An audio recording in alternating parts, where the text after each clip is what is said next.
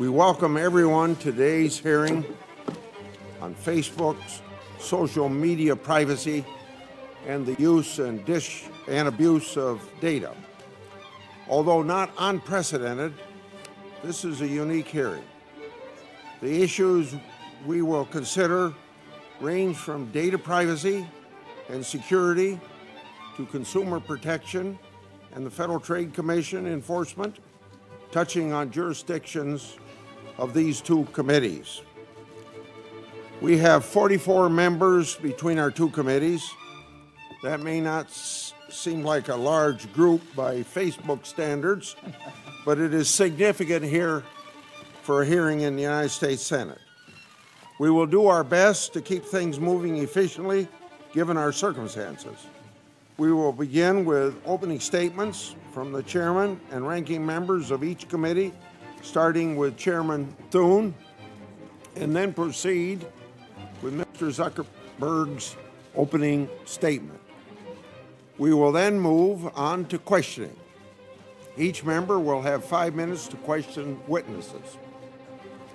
I'd like to remind the members of both committees that time limits will be and must be strictly enforced given the numbers that we have here today.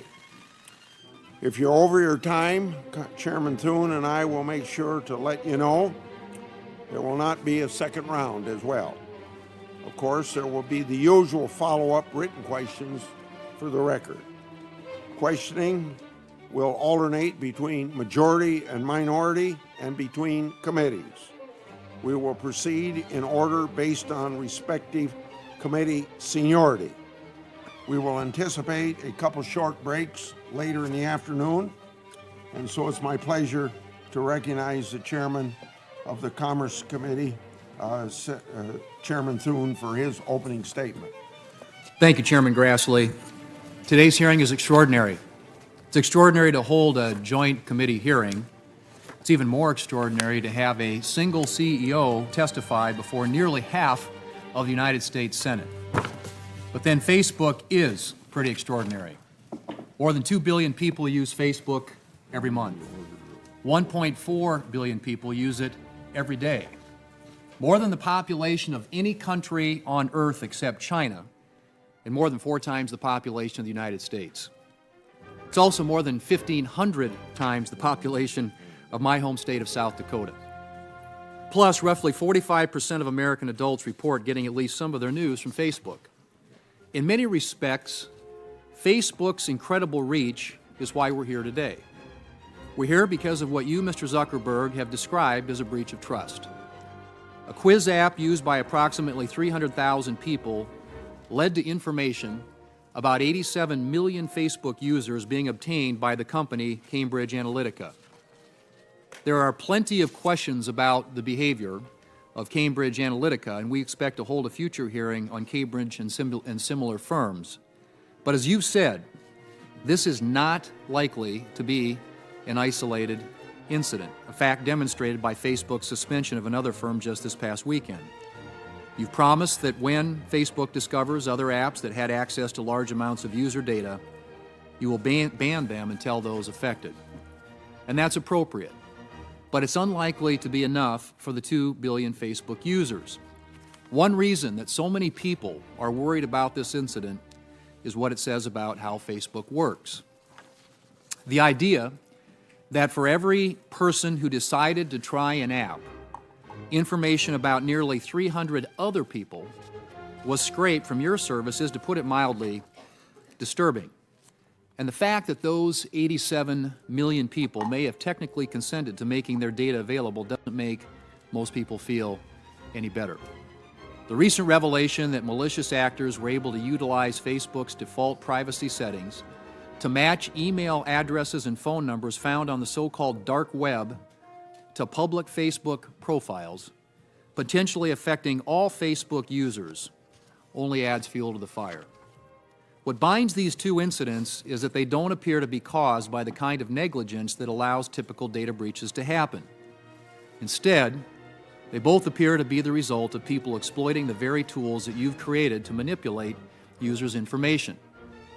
I know Facebook has taken several steps and intends to take more to address these issues. Nevertheless, some have warned that the actions Facebook is taking to ensure that third parties don't obtain data from unsuspecting users, while necessary, will actually serve to enhance Facebook's own ability to market such data exclusively. Most of us understand that whether you're using Facebook or Google or some other online services, we are trading certain information about ourselves for free or low-cost services. But for this model to persist, both sides of the bargain need to know the stakes that are involved. Right now, I'm not convinced that Facebook's users have the information that they need to make meaningful choices. In the past, many of my colleagues on both sides of the aisle have been willing to defer to tech companies' efforts to regulate themselves. But this may be changing. Just last month, in overwhelming bipartisan fashion, Congress voted to make it easier for prosecutors and victims to go after websites that knowingly facilitate sex trafficking. This should be a wake-up call for the tech community. We want to hear more, without delay, about what Facebook and other companies plan to do to take greater responsibility for what happens on their platforms. How will you protect users' data? How will you inform users about the changes that you are making? And how do you intend to proactively stop harmful conduct instead of being forced to respond to it months or years later? Mr. Zuckerberg, in many ways, you and the company that you've created, the story that you've created, represent the American dream. Many are incredibly inspired by what you've done. At the same time, you have an obligation, and it's up to you, to ensure that that dream doesn't become a privacy nightmare for the scores of people who use Facebook. This hearing is an opportunity to speak to those who believe in Facebook and to those who are deeply skeptical about it. We are listening, America is listening, and quite possibly the world is listening too. Thank you. Now, Ranking Member Feinstein. Thank you very much, Mr. Chairman, Chairman Grassley, Chairman Thune. Thank you both for holding this hearing. Mr. Zuckerberg, thank you for being here. You have a real opportunity this afternoon to lead the industry and demonstrate a meaningful commitment to protecting individual privacy. We have learned over the past few months, and we've learned a great deal that's alarming. We've seen how foreign actors are abusing social media platforms like Facebook to interfere in elections and take millions of Americans' personal information without their knowledge in order to manipulate public opinion and target individual voters. Specifically, on February the 16th, Special Counsel Mueller issued an indictment against the Russia-based Internet Research Agency and 13 of its employees for interfering operations targeting the United States. Through this 37-page indictment, we learned that the IRA ran a coordinated campaign through 470 Facebook accounts and pages. The campaign included ads and false information to create discord and harm Secretary Clinton's campaign. And the content was seen by an estimated 157 million Americans. A month later, on March 17th, news broke that Cambridge Analytica exploited the personal information of approximately 50 million Facebook users without their knowledge or permission. And last week, we learned that number was even higher, 87 million Facebook users who had their private information taken without their consent. Specifically, using a personality quiz he created, Professor Kogan collected the personal information of 300,000 Facebook users and then collected data on millions of their friends. It appears the information collected included everything these individuals had on their Facebook pages. And according to some reports, even included private direct messages between users. Professor Kogan is said to have taken data from over 70 million Americans. It has also been reported that he sold this data to Cambridge Analytica for $800,000. Cambridge Analytica then took this data and created a psychological welfare tool to influence United States elections. In fact, the CEO, Alexander Nix, declared that Cambridge Analytica ran all the digital campaign, the television campaign, and its data informed all the strategy for the Trump campaign. The reporting has also speculated that Cambridge Analytica worked with the Internet Research Agency to help Russia identify which American voters to target with its propaganda. I'm concerned that press reports indicate Facebook learned about this breach in 2015, but appears not to have taken significant steps to address it until this year. So this hearing is important, and I appreciate the conversation we had yesterday, and believe that Facebook, through your presence here today and the words you're about to tell us, will indicate how strongly your industry will regulate and/or reform the platforms that they control. I believe this is extraordinarily important. You lead a big company with 27,000 employees, and we very much look forward to your comments. Thank you, Mr. Chairman. Thank you, Senator Feinstein. The history and growth of Facebook mirrors that of many of our technological giants. Founded by Mr. Zuckerberg in 2004, Facebook has exploded over the past 14 years. Facebook currently has over 2 billion monthly active users across the world, over 25,000 employees and offices in 13 U.S. cities and various other countries. Like their expanding user base, the data collected on Facebook users has also skyrocketed. They have moved on from schools, likes, and relationship statuses. Today, Facebook has access to dozens of data points, ranging from ads that you've clicked on, events you've attended, and your location based upon your mobile device. It is no secret that Facebook makes money off this data through advertising revenue, although many seem confused by or altogether unaware of this fact. Facebook generated $40 billion in revenue in 2017, with about 98% coming from advertising across Facebook and Instagram. Significant data collection is also occurring at Google, Twitter, Apple, and Amazon, and even an ever-expanding portfolio of products and services offered by these companies grant endless opportunities to collect increasing amounts of information on their customers. As we get more free or extremely low-cost services, the trade-off for the American consumer is to provide more personal data. The potential for further growth and innovation based on collection of data is limitless. However, the potential for abuse is also significant. While the contours of the Cambridge Analytica situation are still coming to light, there was clearly a breach of consumer trust and a likely improper transfer of data. The Judiciary Committee will hold a separate hearing exploring Cambridge and other data privacy issues. More importantly, though, these events have ignited a larger discussion on consumers' expectations and the future of data privacy in our society.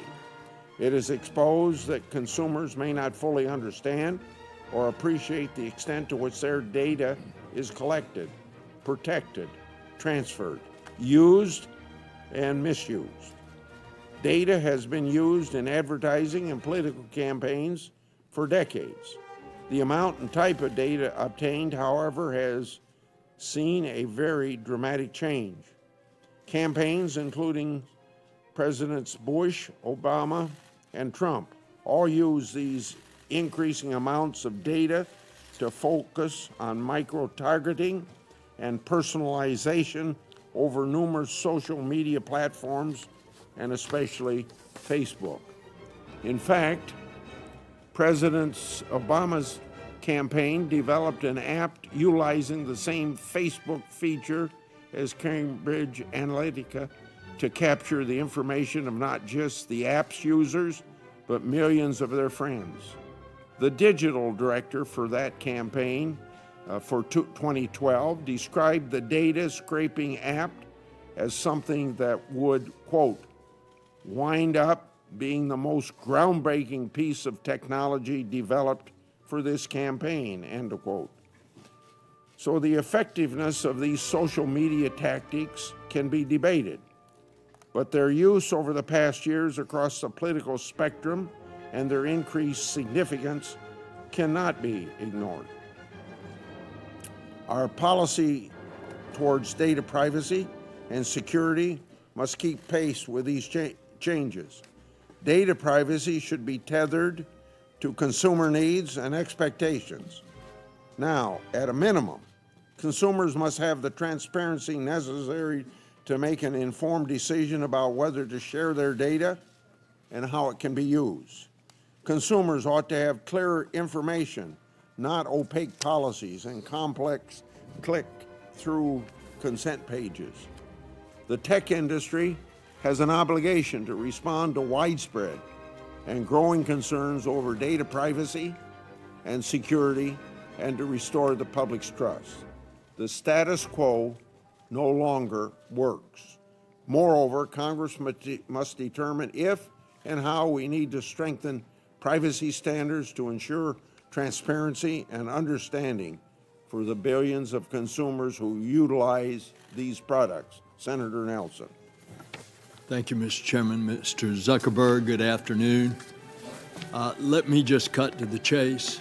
If you and other social media companies do not get your act in order, none of us are going to have any privacy anymore. That's what we're facing. We're talking about personally identifiable information that, if not kept by the social media companies from theft, a value that we have in America being our personal privacy, we won't have it anymore. It's the advent of technology, and of course, all of us are part of it.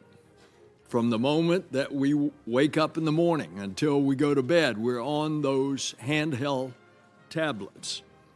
And online companies like Facebook are tracking our activities and collecting information. Facebook has a responsibility to protect this personal information. We had a good discussion yesterday. We went over all of this. You told me that the company had failed to do so. It's not the first time that Facebook has mishandled its users' information. The FTC found that Facebook's privacy policies had deceived users in the past. And in the present case, we recognize that Cambridge Analytica and an app developer lied to consumers and lied to you, lied to Facebook. But did Facebook watch over the operations? We want to know that. And why didn't Facebook notify 87 million users that their personally identifiable information had been taken? And it was being also used. Why were they not informed? For unauthorized political purposes. So only now, and I appreciate our conversation, only now Facebook has pledged to inform those consumers whose accounts were compromised. I think you're genuine. I got that sense in conversing with you You want to do the right thing. You want to enact reforms. We want to know if it's going to be enough. And I hope that will be in the answers today. Now, since we still don't know what Cambridge Analytica has done with this data, you heard Chairman Thune say, as we have discussed, we want to haul Cambridge Analytica in to answer these questions at a separate hearing. I want to thank Chairman Thune for working with all of us on scheduling a hearing. There's obviously a great deal of interest in this subject. I hope we can get to the bottom of this. And if Facebook and other online companies will not or cannot fix the privacy invasions, then we are going to have to. We, the Congress. How can American consumers trust folks like your company to be caretakers of their most personal and identifiable information? And that's the question. Thank you. Thank you, my colleagues and Senator Nelson.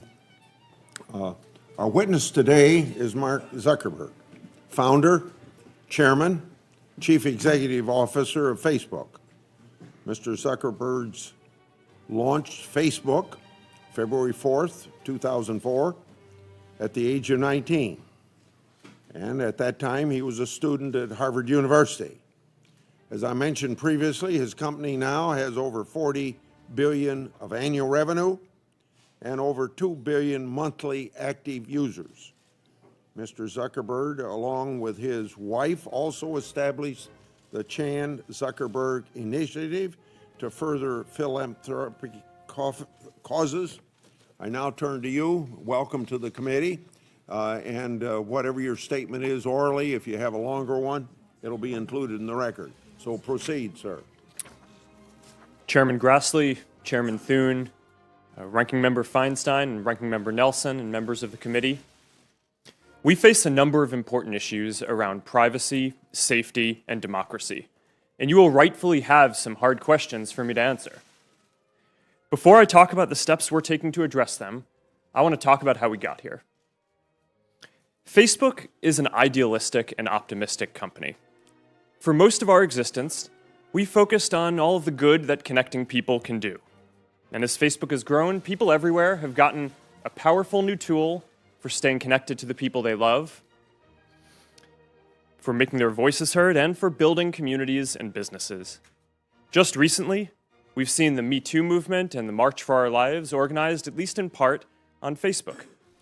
After Hurricane Harvey, people came together to raise more than $20 million for relief.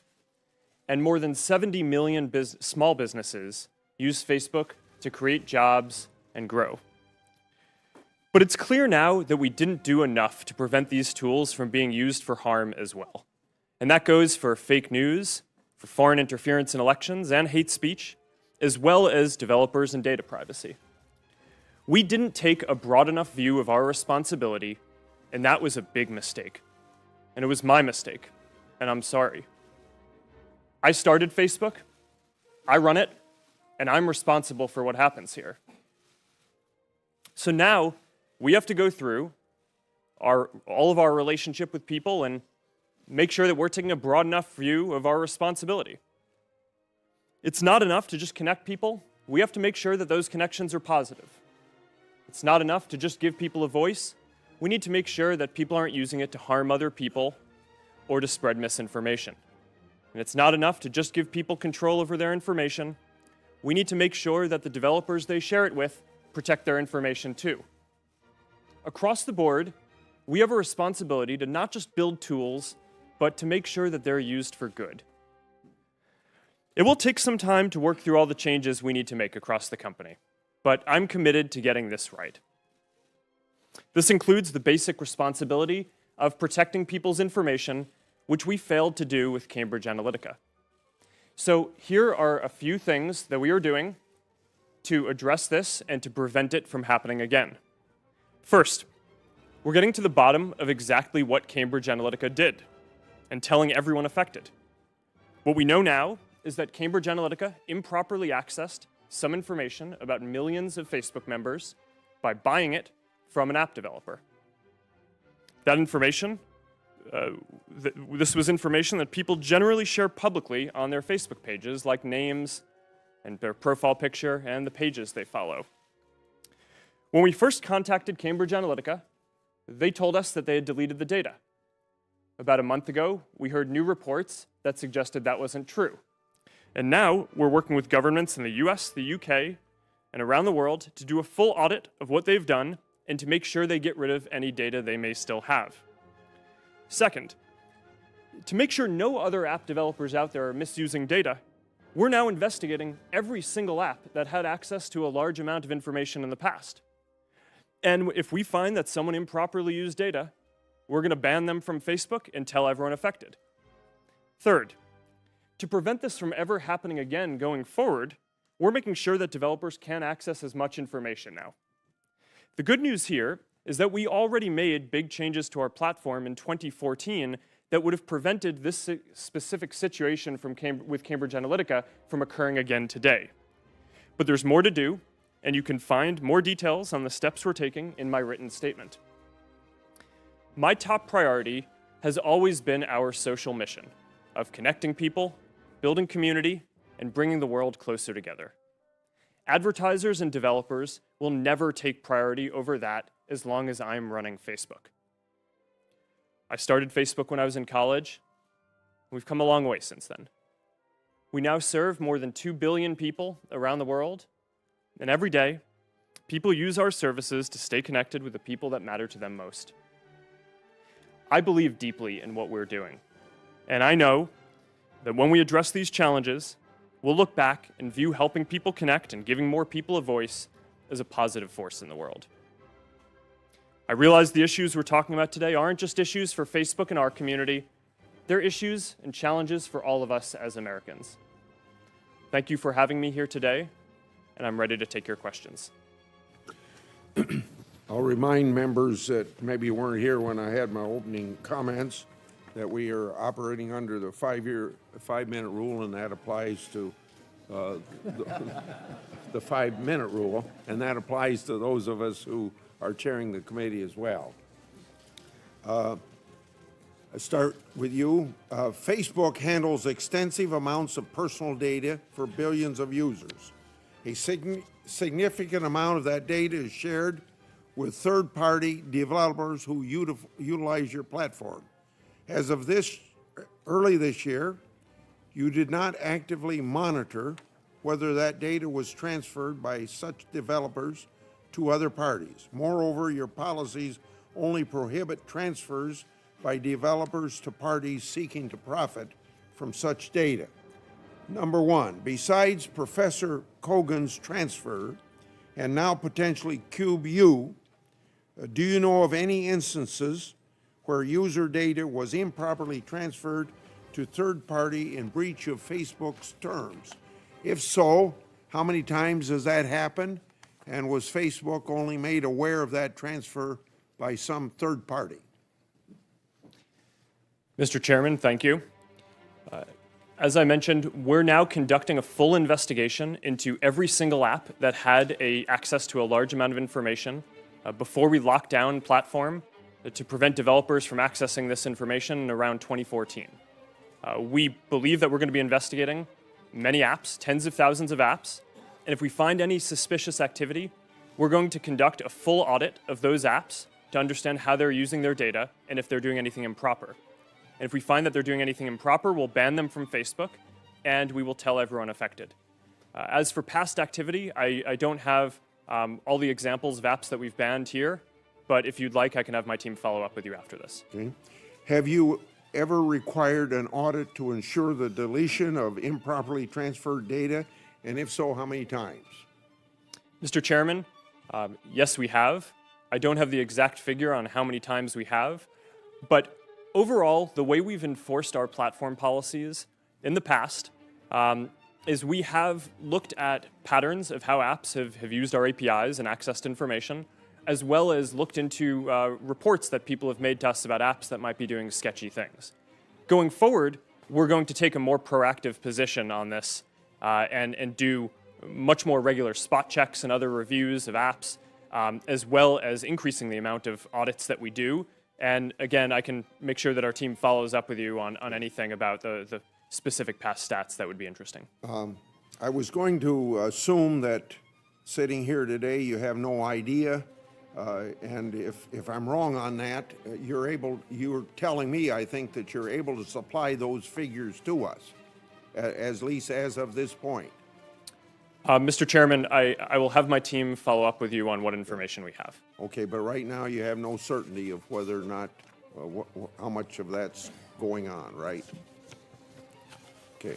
Facebook collects massive amounts of data from consumers, including content, networks, contact lists, device information, location, and information from third parties. Yet your data policy is only a few pages long and provides consumers with only a few examples of what is collected and how it might be used. The examples given emphasize benign uses, such as connecting with friends, but your policy does not give any indication for more controversial issues of such data.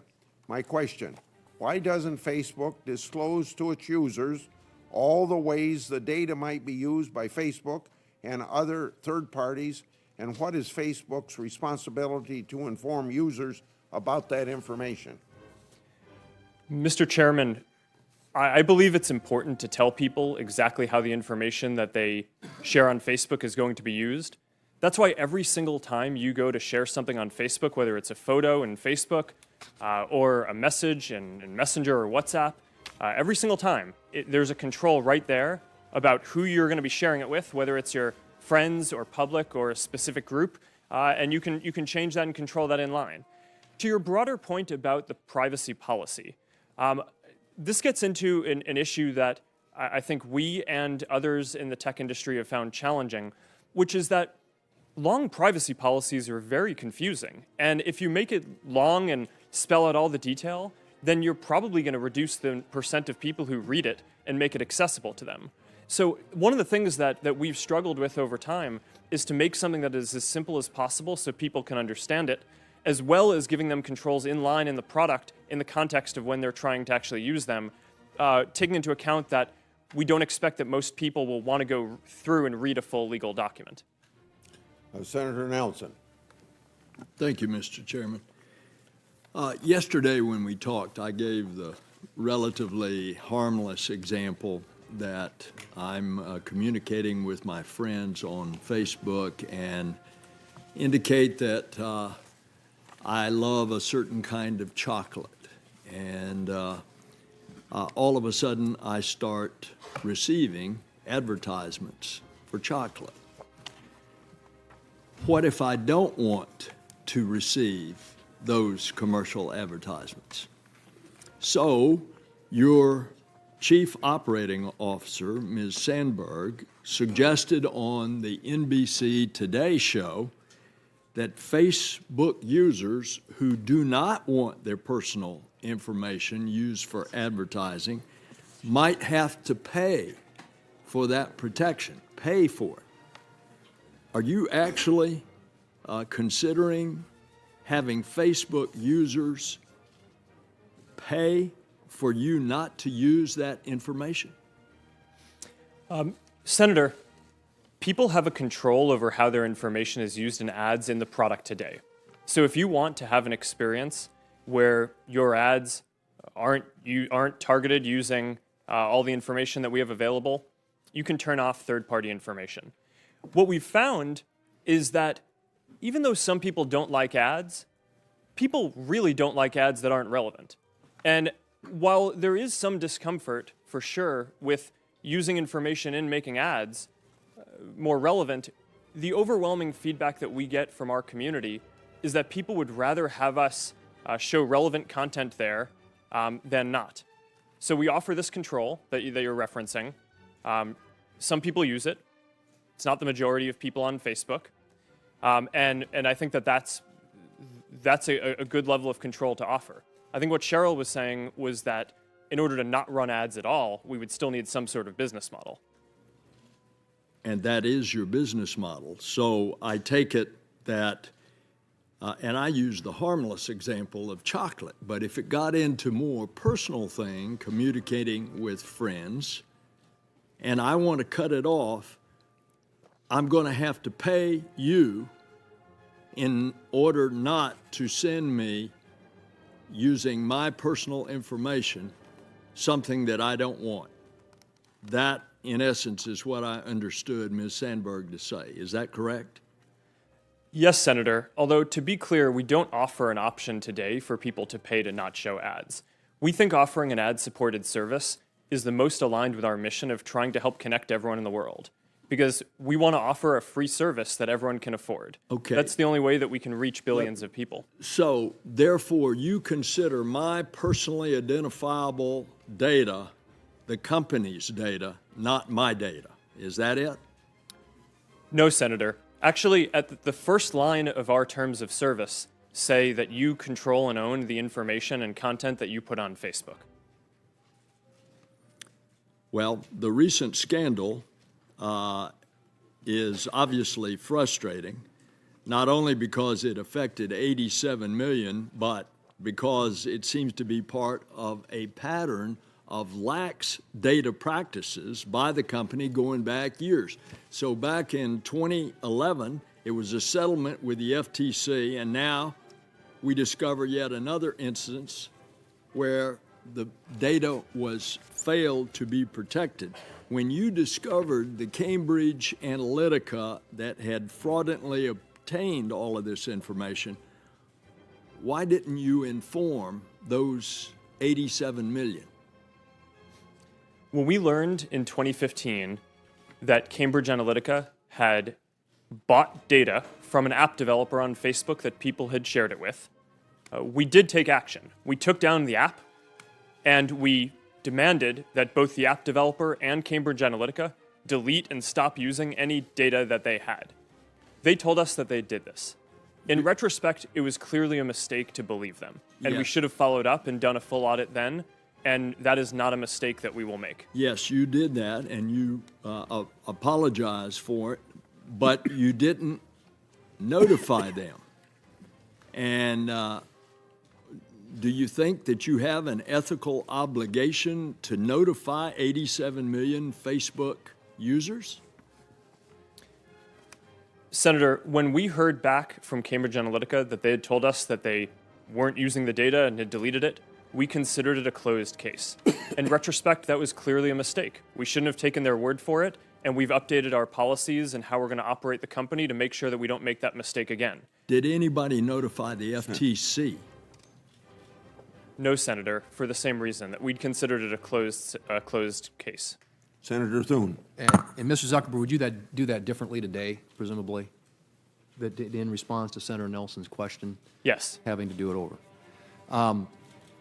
This may be your first appearance before Congress, but it's not the first time that Facebook has faced tough questions about its privacy policies. Wired magazine recently noted that you have a 14-year history of apologizing for ill-advised decisions regarding user privacy, not unlike the one that you made just now in your opening statement. After more than a decade of promises to do better, how is today's apology different, and why should we trust Facebook to make the necessary changes to ensure user privacy and give people a clearer picture of your privacy policies? Thank you, Mr. Chairman. So we have made a lot of mistakes in running the company. I think it's pretty much impossible, I believe, to start a company in your dorm room and then grow it to be at the scale that we're at now without making some mistakes. And because our service is about helping people connect and information, those mistakes have been different in how we try not to make the same mistake multiple times, but in general, a lot of the mistakes are around how people connect to each other just because of the nature of the service. Overall, I would say that we're going through a broader philosophical shift in how we approach our responsibility as a company. For the first 10 or 12 years of the company, I viewed our responsibility as primarily building tools that if we could put those tools in people's hands, then that would empower people to do good things. What I think we've learned now across a number of issues, not just data privacy, but also fake news and foreign interference in elections, is that we need to take a more proactive role and a broader view of our responsibility.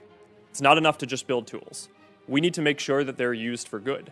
And that means that we need to now take a more active view in policing the ecosystem and in watching and kind of looking out and making sure that all of the members in our community are using these tools in a way that's going to be good and healthy.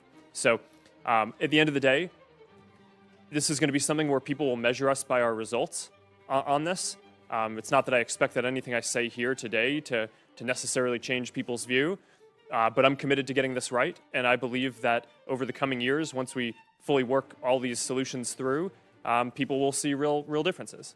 Okay. Well, and I'm glad that you all have gotten that message. As we discussed in my office yesterday, the line between legitimate political discourse and hate speech can sometimes be hard to identify, and especially when you're relying on artificial intelligence and other technologies for the initial discovery. Can you discuss what steps that Facebook currently takes when making these evaluations, the challenges that you face, and any examples of where you may draw the line between what is and what is not hate speech? Yes, Mr. Chairman. I'll speak to hate speech, and then I'll talk about enforcing our content policies more broadly. So actually, maybe if you're okay with it, I'll go in the other order. So from the beginning of the company in 2004, I started it in my dorm room. It was me and my roommate. We didn't have AI technology that could look at the content that people were sharing. So we basically had to enforce our content policies reactively. People could share what they wanted, and then if someone in the community found it to be offensive or against our policies, they'd flag it for us and we'd look at it reactively. Now, increasingly, we are developing AI tools that can identify certain classes of bad activity proactively and flag it for our team at Facebook. By the end of this year, by the way, we're going to have more than 20,000 people working on security and content review, working across all these things. So when content gets flagged to us, we have those people look at it, and if it violates our policies, then we take it down.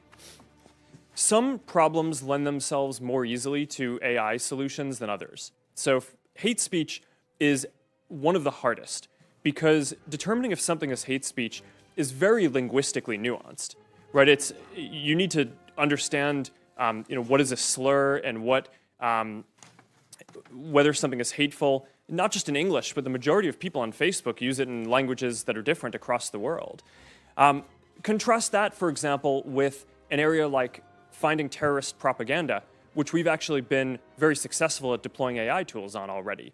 Today, as we sit here, 99% of the ISIS and Al-Qaeda content that we take down on Facebook, our AI systems flag before any human sees it. So that's a success in terms of rolling out AI tools that can proactively police and enforce safety across the community. Hate speech, I am optimistic that over a 5 to 10 year period, we will have AI tools that can get into some of the nuances, the linguistic nuances of different types of content to be more accurate in flagging things for our systems. But today, we're just not there on that. So a lot of this is still reactive. People flag it to us. We have people look at it. We have policies to try to make it as not subjective as possible. But until we get it more automated, there's a higher error rate than I'm happy with. Thank you, Senator Feinstein.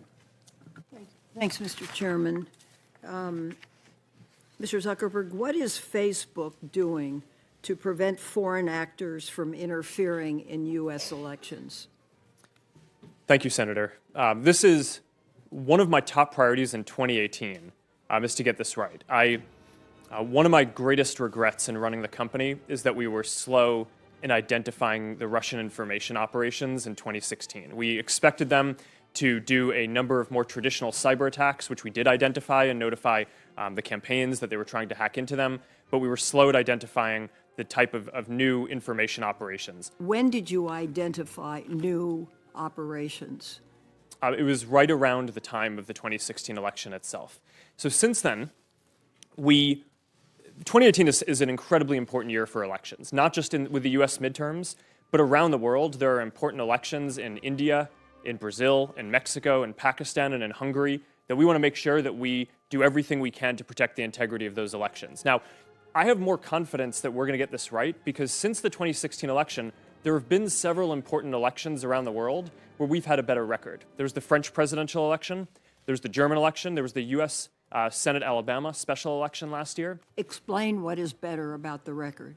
So we've deployed new AI tools that do a better job of identifying fake accounts that may be trying to interfere in elections or spread misinformation. And between those three elections, we were able to proactively remove tens of thousands of accounts that before they could contribute significant harm.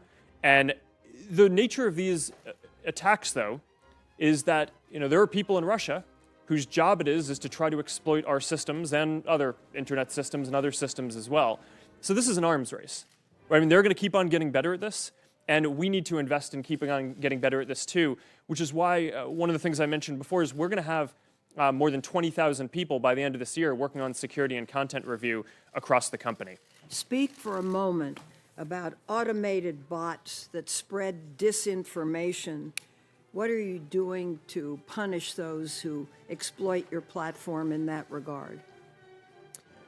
Well, you're not allowed to have a fake account on Facebook. Your content has to be authentic.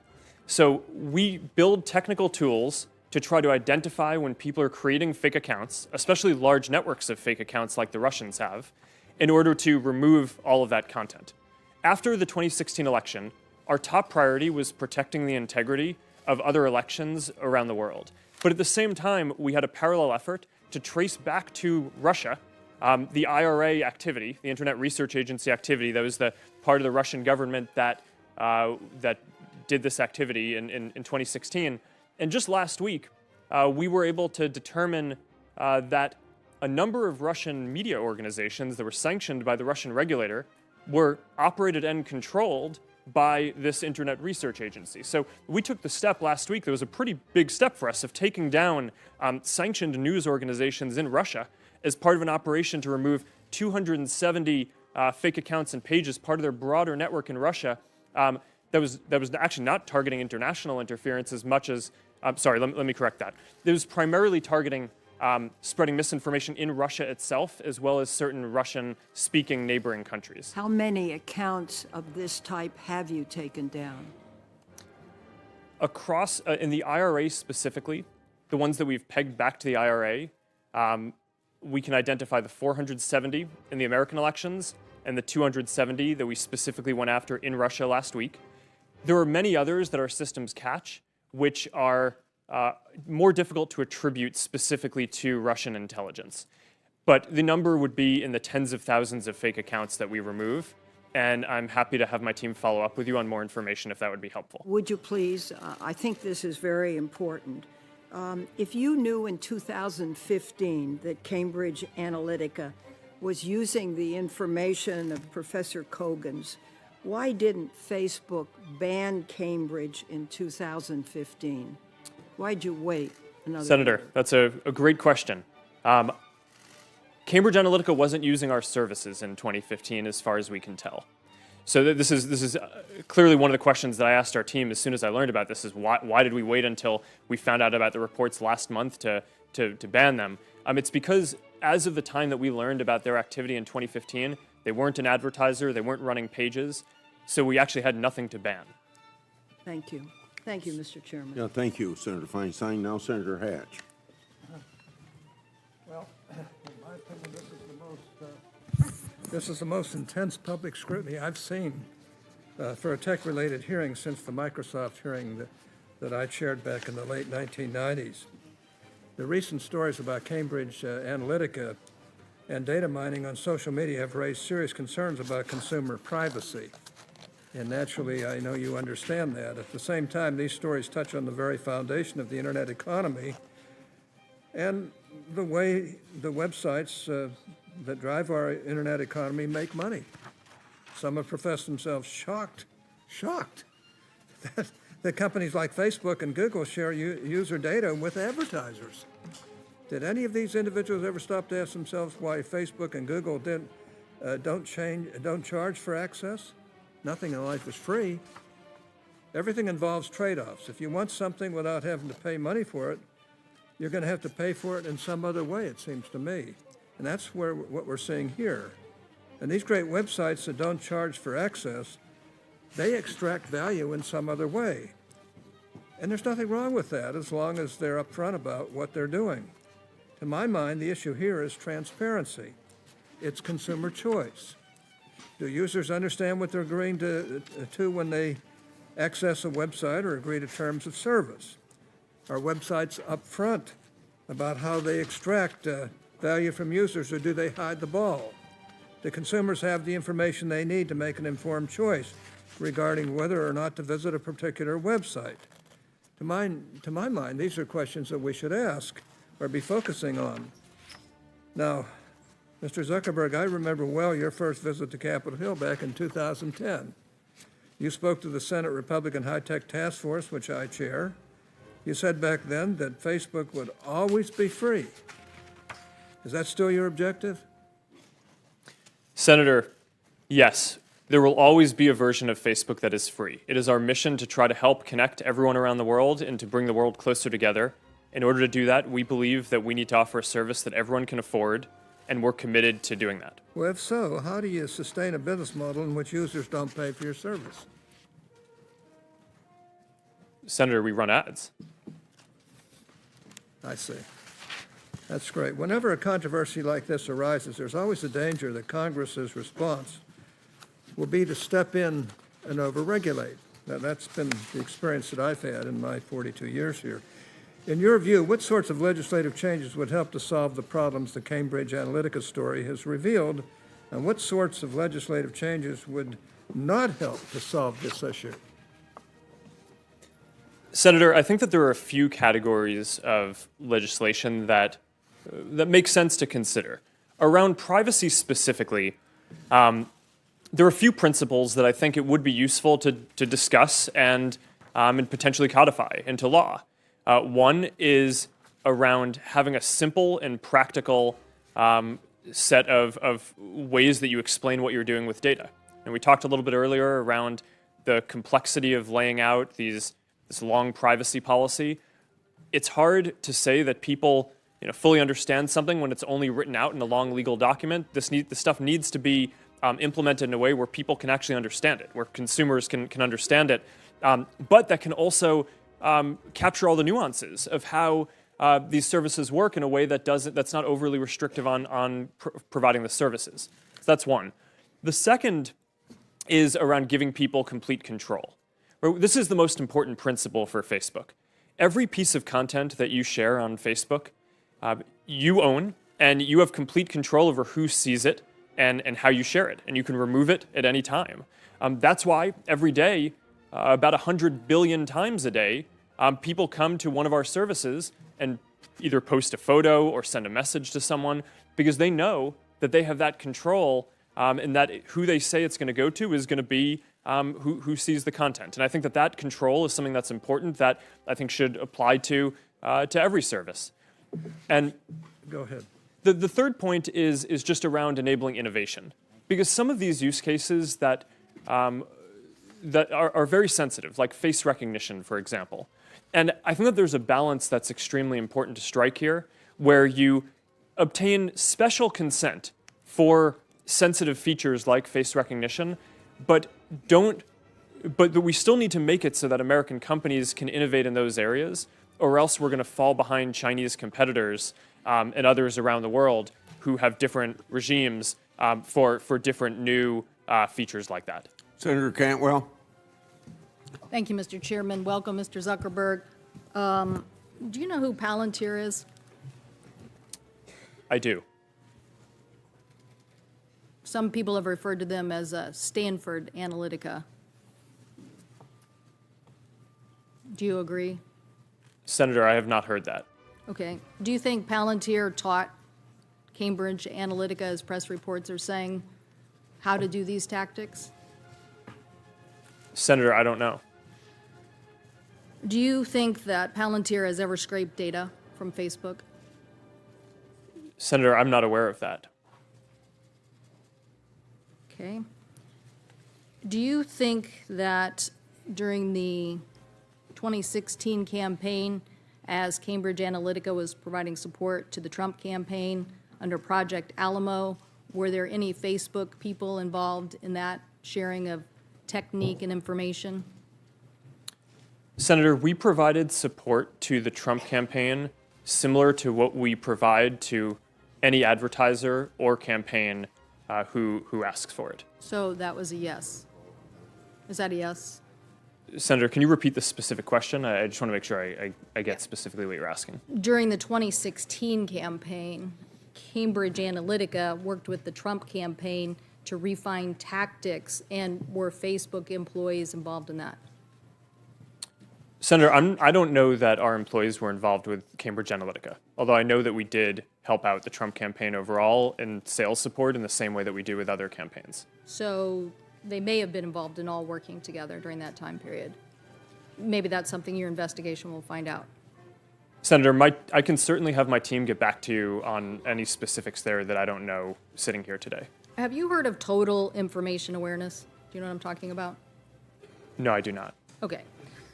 Total information awareness was 2003. John Ashcroft and others trying to do similar things to what I think is behind all of this. Geopolitical forces trying to get data and information to influence a process. So when I look at Palantir and what they're doing, and I look at WhatsApp, which is another acquisition, and I look at where you are from the 2011 consent decree and where you are today, I'm thinking, is this guy outfoxing the foxes, or is he going along with what is a major trend in an information age to try to harvest information for political forces? And so my question to you is, do you see that those applications, that those companies, Palantir and even WhatsApp, are going to fall into the same situation that you've just fallen into over the last several years? Senator, I'm not sure specifically. Overall, I do think that these issues around information access are challenging. To the specifics about those apps, I'm not really that familiar with what Palantir does. WhatsApp collects very little information, and I think is less likely to have the kind of issues because of the way that the service is architected. But certainly I think that these are broad issues across the tech industry. Well, I guess given the track record of where Facebook is and why you're here today, I guess people would say that they didn't act boldly enough. And the fact that people like John Bolton basically was an investor in New York Times article earlier, I guess it was actually last month, that the Bolton Pack was obsessed with how America was becoming limp-wristed and spineless and had wanted research and messaging for national security issues. So the fact that, you know, there are a lot of people who are interested in this larger effort. And what I think my constituents want to know is, was this discussed at your board meetings? And what are the applications and interests that are being discussed without putting real teeth into this? We don't want to come back to this situation again. I believe you have all the talent. My question is whether you have all the will to help us solve this problem. Yes, Senator. So data privacy and foreign interference in elections are certainly topics that we have discussed at the board meeting. These are some of the biggest issues that the company has faced, and we feel a huge responsibility to get these right. Do you believe the European regulations should be applied here in the U.S.? Senator, I think everyone in the world deserves good privacy protection. And regardless of whether we implement the exact same regulation, I would guess that it would be somewhat different because we have somewhat different sensibilities in the U.S. as to other countries. We're committed to rolling out the controls and the affirmative consent and the special controls around sensitive types of technology like face recognition that are required in GDPR. We're doing that around the world. So I think it's certainly worth discussing whether we should have something similar in the U.S. But what I would like to say today is that we're going to go forward and implement that regardless of what the regulatory outcome is. Senator Wicker. Senator Thune will chair Next, Senator Wickard. Thank you, Mr. Chairman. And Mr. Zuckerberg, thank you for being with us. My question is going to be sort of a follow-up on what Senator Hatch was talking about. And let me agree with basically his advice that we don't want to overregulate to the point where we're stifling innovation and investment. I understand with regard to suggested rules or suggested legislation, there are at least two schools of thought out there. One would be the ISPs, the Internet Service Providers, who are advocating for privacy protections for consumers that apply to all online entities equally across the entire Internet ecosystem. Now, Facebook is an edge provider on the other hand. It's my understanding that many edge providers, such as Facebook, may not support that effort because edge providers have different business models than the ISPs and should not be considered like services. So do you think we need consistent privacy protections for consumers across the entire Internet ecosystem that are based on the type of consumer information being collected, used, or shared, regardless of the entity doing the collecting or using or sharing? Senator, this is an important question.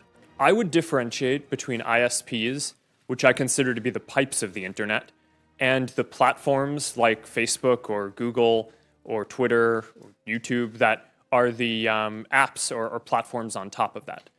I think in general, the expectations that people have of the pipes are somewhat different from the platforms. So there might be areas where there needs to be more regulation in one and less in the other, but I think that there are going to be other places where there needs to be more regulation of the other type. Specifically, though, on the pipes, one of the important issues that I think we face and have debated is when you say pipes, you mean ISPs. The ISPs. Yeah. And I know net neutrality has been a hotly debated topic. And one of the reasons why I have been out there saying that I think that should be the case is because I look at my own story of when I was getting started building Facebook at Harvard. I only had one option for an ISP to use. And if I had to pay extra in order to make it so that my app could potentially be seen or used by other people, then we probably wouldn't be here today. Okay, but we're talking about privacy concerns, and let me just say we'll have to follow up on this. But I think you and I agree this is going to be one of the major items of debate if we have to go forward and do this from a governmental standpoint. Let me just move on to another couple of items. Is it true that, as was recently publicized, that Facebook collects the call and text histories of its users that use Android phones? Senator, we have an app called Messenger for sending messages to your Facebook friends, and that app offers people an option to sync their text messages into the messaging app and to make it so that so you can have one app where it has both your texts and your Facebook messages in one place. We also allow people the option of you can opt in or out of that. Yes, it is opt-in. Opt out. It is opt-in.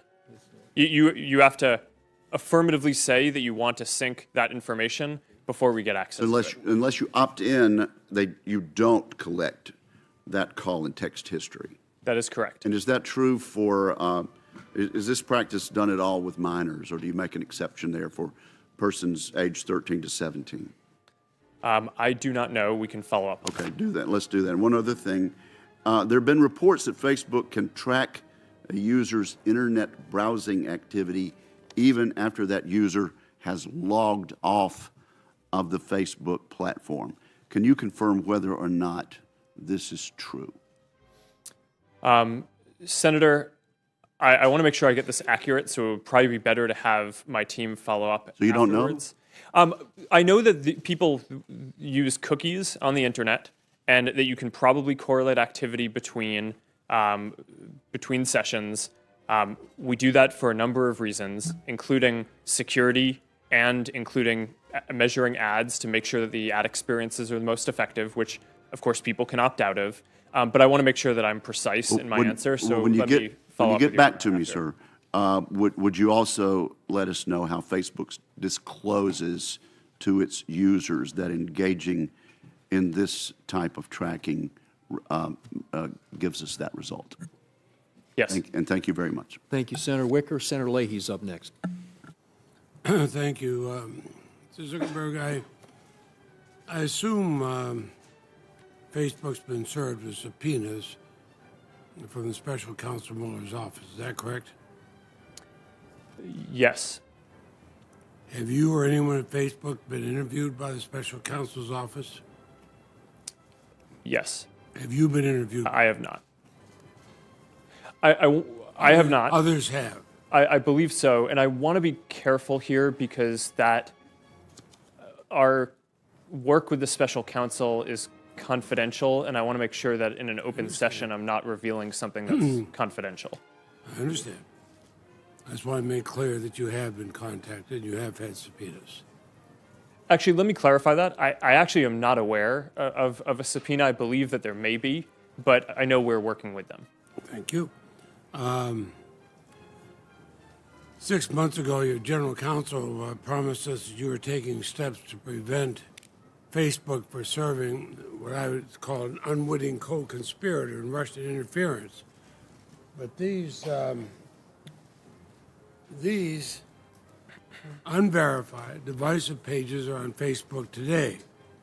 They look a lot like the anonymous groups that Russian agents used to spread propaganda during the 2016 election.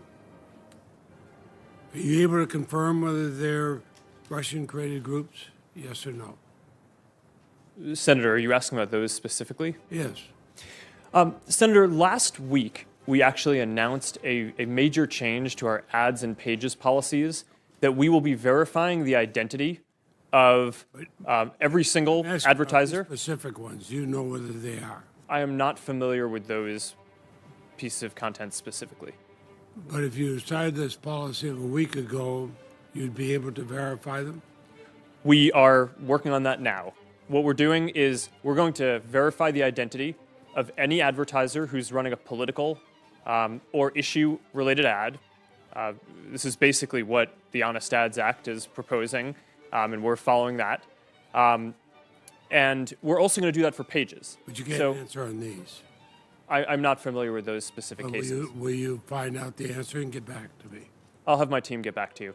I do think it's worth adding, though, that we're going to do the same verification of the identity and location of admins who are running large pages. So that way, even if they aren't going to be buying ads in our system, that will make it significantly harder for Russian interference efforts or other inauthentic efforts to try to spread misinformation through the network. Insofar as it's been going on for some time, some might say that's about time.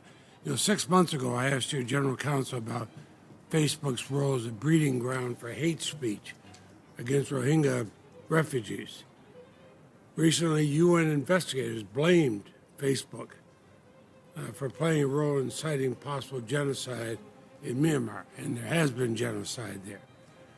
Now, you say you use AI to find this. This is the type of content I'm referring to. It calls for the death of a Muslim journalist. Now, that threat went straight through your detection systems. It spread very quickly.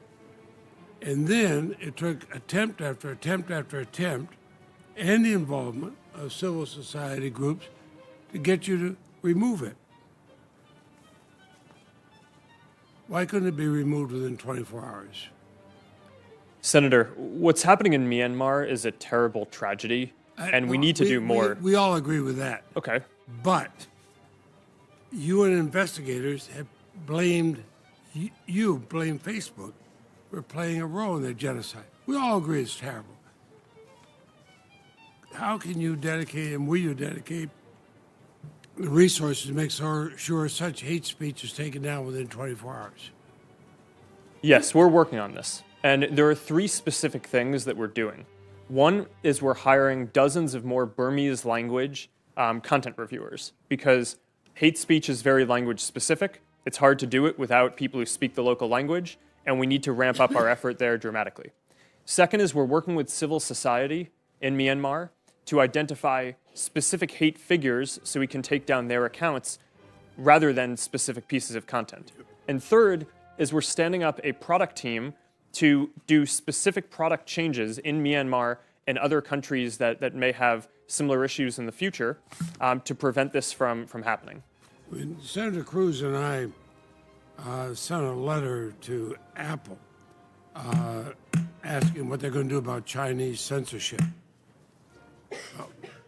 My question, I'll place it. That'd be great. Thank you, Senator Leahy. Place for the record, I want to know what you will do about Chinese censorship when they come to you. Senator Graham's up next. Thank you. Are you familiar with Andrew Bosworth? Yes, Senator, I am. He said, so we connect more people, maybe someone dies in a terrorist attack, coordinated on our tools. The ugly truth is that we believe in connecting people so deeply that anything that allows us to connect more people more often is de facto good. Do you agree with that? No, Senator, I do not. And as context, Boz wrote that. Boz is what we call him internally. He wrote that as an internal note. We have a lot of discussion internally. I disagreed with it at the time that he wrote it. If you looked at the comments on the internal discussion, the vast majority of people internally did too. That you did a poor job as a CEO communicating your displeasure with such thoughts? Because if he had understood where you were at, he would never said it to begin with. Well, Senator, we try to run our company in a way where people can express different opinions internally. Well, this is an opinion that really disturbs me. And if somebody worked for me that said this, I'd fire him. Who's your biggest competitor? Senator, we have a lot of competitors. Who's your biggest? I think the categories of, do you want just one? I'm not sure I can give one, but can I give a bunch? Mm-hmm. So there are three categories that I would focus on. One are the other tech platforms, so Google, Apple, Amazon, Microsoft. We overlap with them in different ways. Do they provide the same service you provide? In different ways, different parts of it, Let me put it yes. this way. If I buy a Ford and it doesn't work well and I don't like it, I can buy a Chevy. If I'm upset with Facebook, what's the equivalent product that I can go sign up for? Well, there's the second category that I was going to talk about. I'm not talking about categories. I'm talking about is there real competition you face? Because car companies face a lot of competition. If they make a defective car, it gets out in the world, people stop buying that car, they buy another one. Is it an alternative to Facebook in the private sector? Yes, Senator. The average American uses 8 different apps to communicate with their friends and stay in touch with people, ranging from texting apps to email. Which is the same service you provide. Well, we provide a number of different services. Is Twitter the same as what you do? It overlaps with a portion of what we do. You don't think you have a monopoly? It certainly doesn't feel like that to me. Okay. So it doesn't. So Instagram, you bought Instagram. Why did you buy Instagram?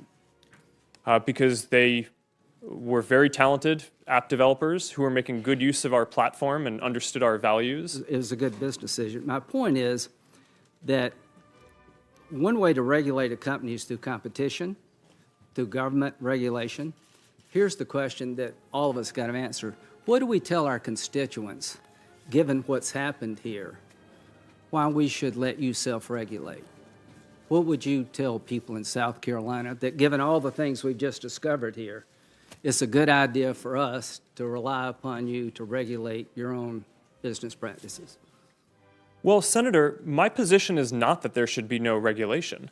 Okay. I think the internet is increasingly Do you embrace important. regulation? I think the real question, as the internet becomes more important in people's lives, is what is the right regulation, not whether there should be or But you not. as a company welcome regulation? I think if it's the right regulation, then yes. You think the Europeans have it right? I think that they get things right. Have you ever submitted? That's true. So would you work with us in terms of what regulations you think are necessary in your industry? Absolutely. Okay. Would you submit to us some proposed regulations? Yes, and I'll have my team follow up with you so that way we can have this discussion across the different categories where I think that this discussion needs to happen. Look forward to it. When you sign up for Facebook, you sign up for terms of service. Are you familiar with that? Yes. Okay. It says, the terms govern your use of Facebook and the products, features, apps, services, technologies, software we offer, Facebook's products or products, except where we expressly state that separate terms and not these apply. I'm a lawyer, I have no idea what that means. But when you look at terms of service, this is what you get. Do you think the average consumer understands what they're signing up for? I don't think that the average person likely reads that whole document. Yeah. But I think that there are different ways that we can communicate that and have a responsibility to do so. Do you agree with me that you better come up with different ways because this ain't working? Well, Senator, I think in certain areas that is true, and I think in other areas, like the core part of what we do, right? If you think about just at the most basic level, people come to Facebook, Instagram, WhatsApp, Messenger about 100 billion times a day to share a piece of content or a message with a specific set of people. And I think that that basic functionality, people understand because we have the controls in line every time, and given the volume of the activity and the value that people tell us that they're getting from that, I think that that control in line does seem to be working fairly well.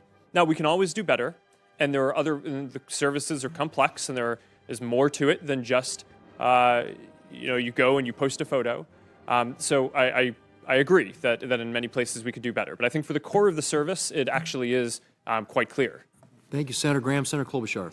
Thank you, Mr. Chairman. Mr. Zuckerberg, I think we all agree that what happened here was bad. You acknowledged it was a breach of trust. And the way I explain it to my constituents is that if someone breaks into my apartment with a crowbar and they take my stuff, it is just like if the manager gave them the keys or if they didn't have any locks on the doors. It's still a breach.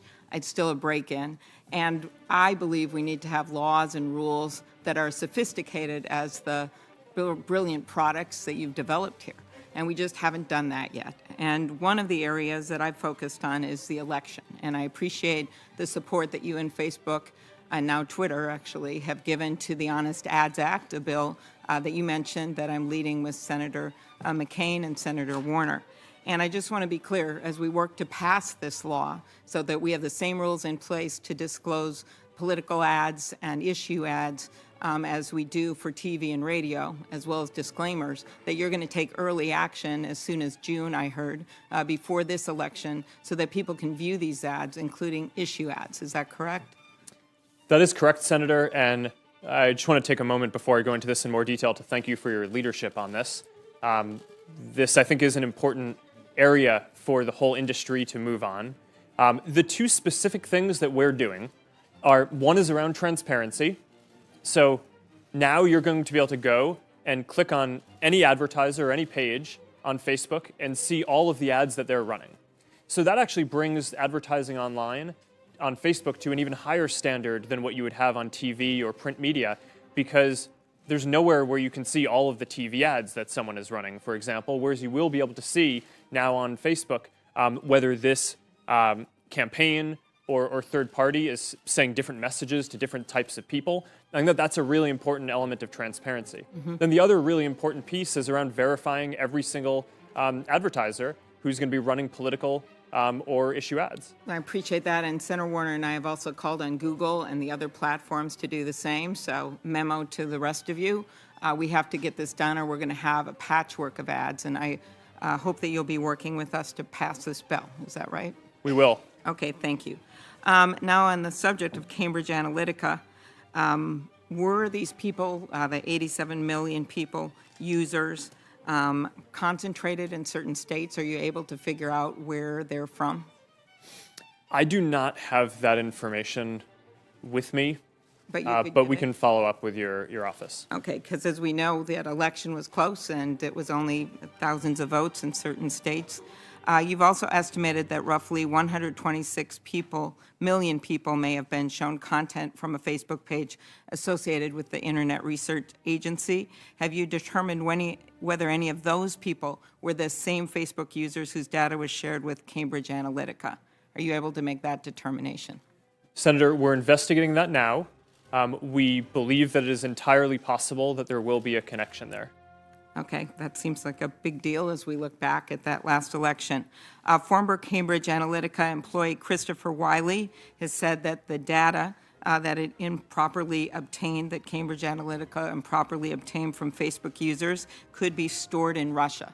Do you agree that that's a possibility? Sorry, are you asking if Cambridge Analytica's data could be stored in Russia? That's what he said this weekend on a Sunday show. Senator, I don't have any specific knowledge that would suggest that, but one of the steps that we need to take now is go do a full audit of all of Cambridge Analytica's systems to understand what they're doing, whether they still have any data, to make sure that they remove all the data. If they don't, we're going to take legal action against them to do so. That audit, we have temporarily ceded that in order to let the UK government complete their government investigation first, because of course a government investigation takes precedence over a company doing that. But we are committed to completing this full audit and getting to the bottom of what's going on here, so that way we can have more answers to this.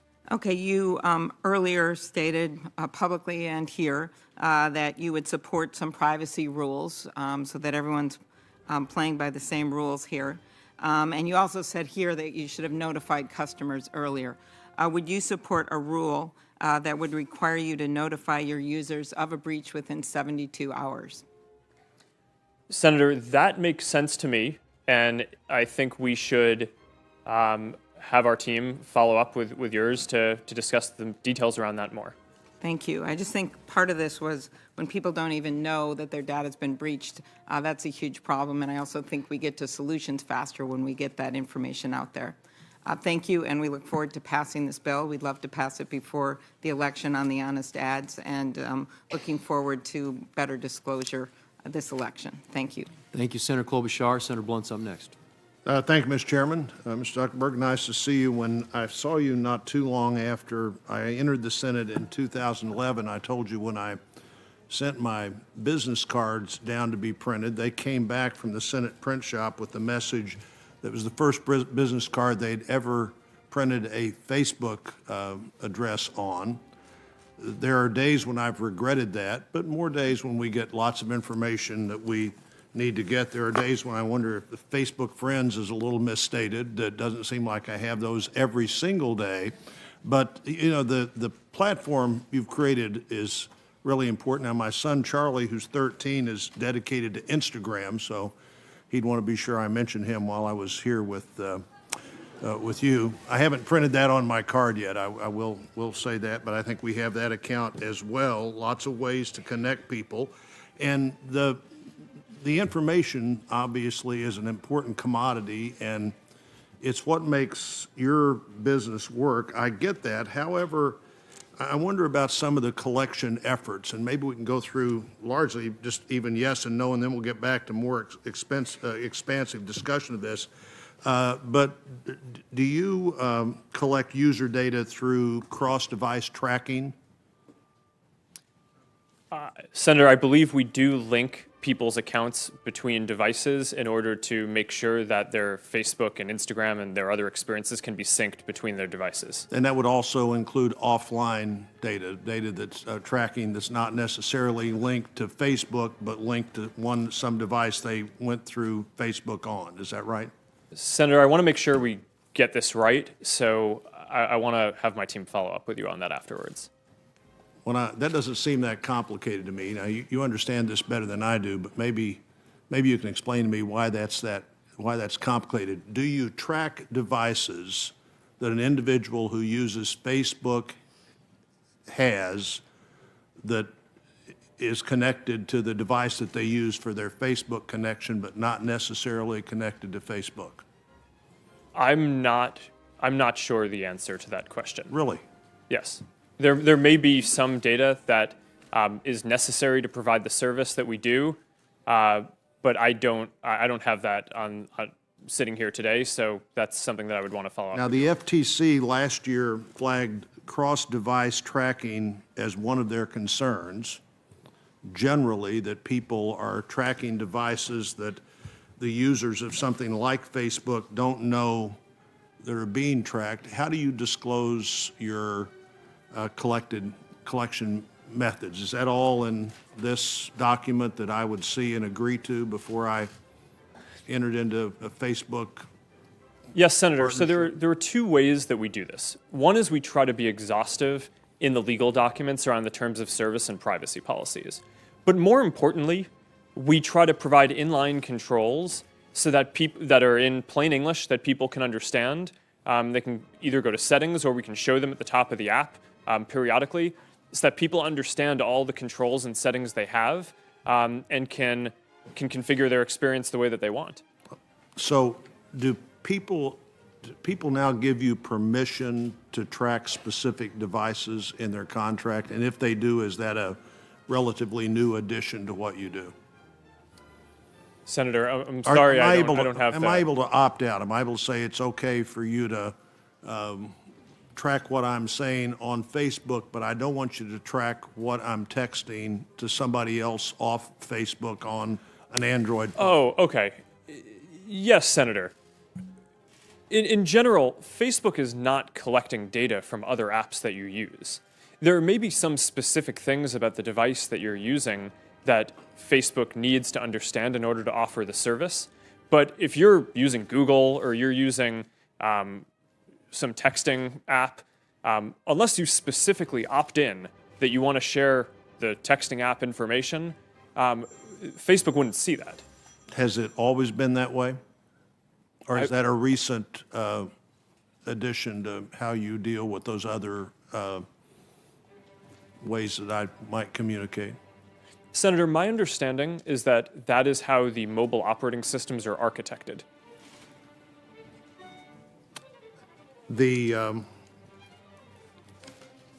So do you don't have bundled permissions for how I can agree to what devices I may use that you may have contact with? Do you bundle that permission, or am I able to want it individually say what I'm willing for you to watch and what I don't want you to watch? And I think we may have to take that for the record based on everybody else's time. Thank you, Senator Blunt. Next up, Senator Durbin. Thank you very much, Mr. Chairman. Mr. Zuckerberg, would you be comfortable sharing with us the name of the hotel you stayed in last night?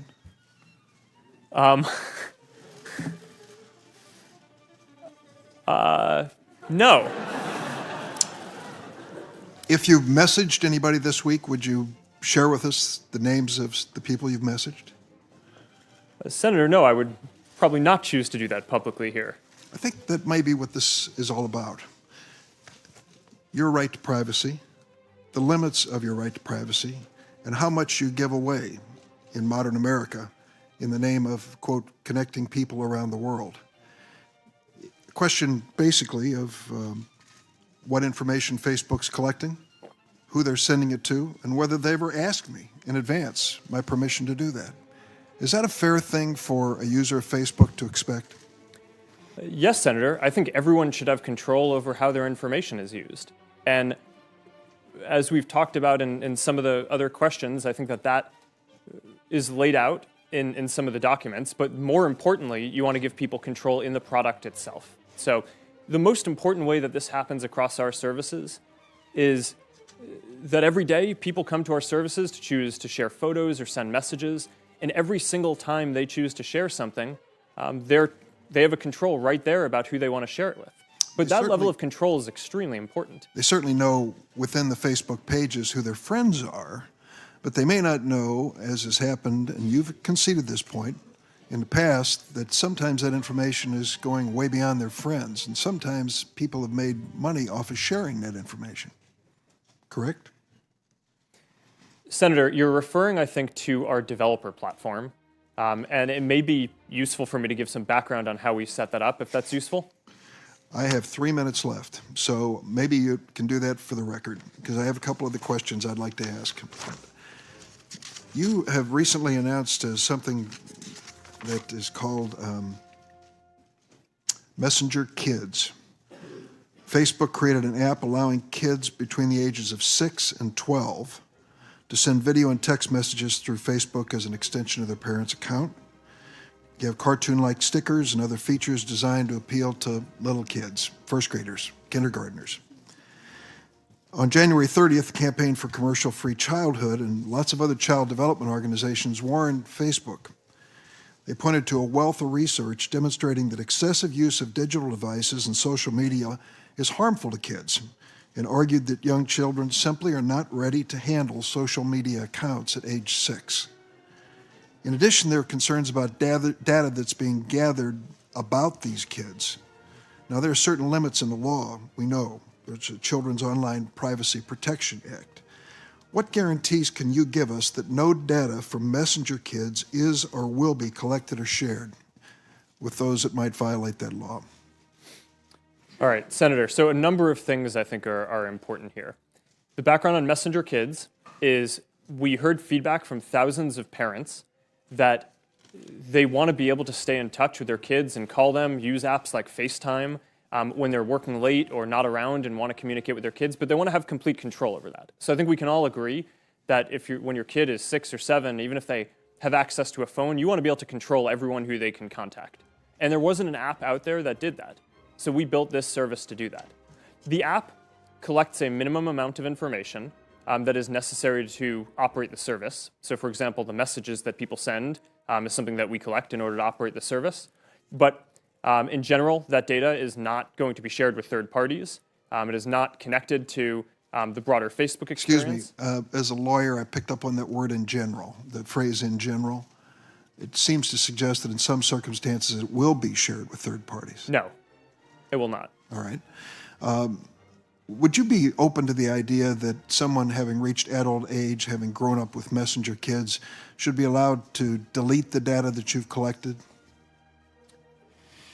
Senator, yes. As a matter of fact, when you become 13, which is our legal limit, or limiter, we don't allow people under the age of 13 to use Facebook, you don't automatically go from having a Messenger Kids account to a Facebook account. You have to start over and get a Facebook account. So I think it's a good idea to consider making sure that all that information is deleted, and in general, people are going to be starting over when they get their Facebook or other accounts. I'll close because I just have a few seconds. Illinois has a Biometric Information Privacy Act, our state does, which is to regulate the commercial use of facial, voice, finger, and iris scans and the like. We're now in a fulsome debate on that, and I'm afraid Facebook has come down to the position trying to carve out exceptions to that. I hope you'll fill me in on how that is consistent with protecting privacy. Thank you. Thank you, Senator Durbin. Senator Cornyn. Thank you, Mr. Zuckerberg, for being here. I note up until 2014, the mantra or motto of Facebook was move fast and break things. Is that correct?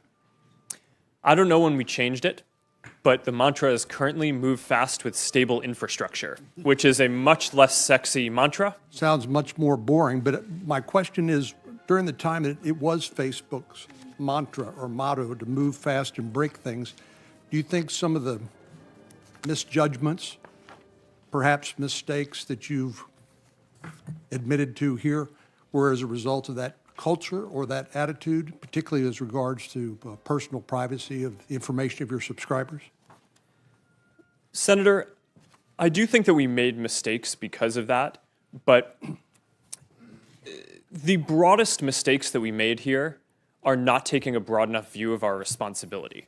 And that wasn't a matter, the move fast cultural value is more tactical around whether engineers can ship things and different ways that we operate.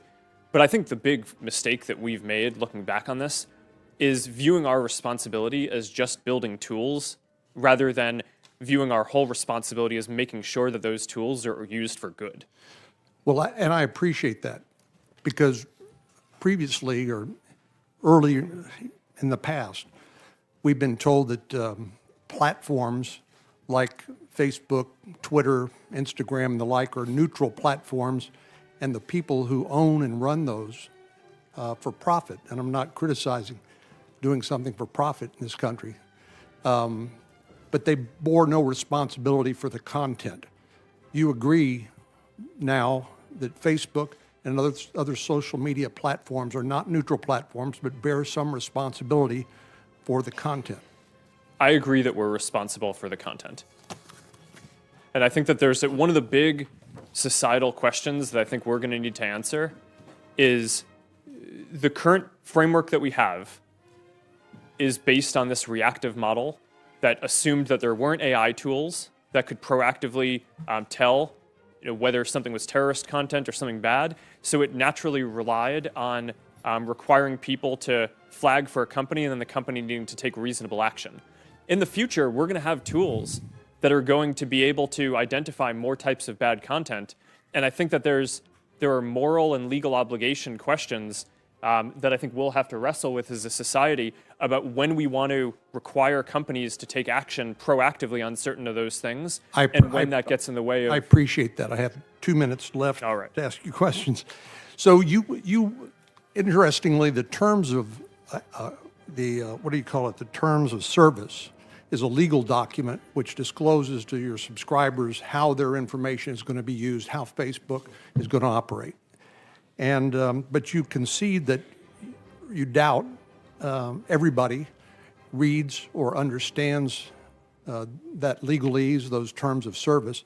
So is that to suggest that the consent that people give subject to that terms of service is not informed consent? In other words, they may not read it, and even if they read it, they may not understand it?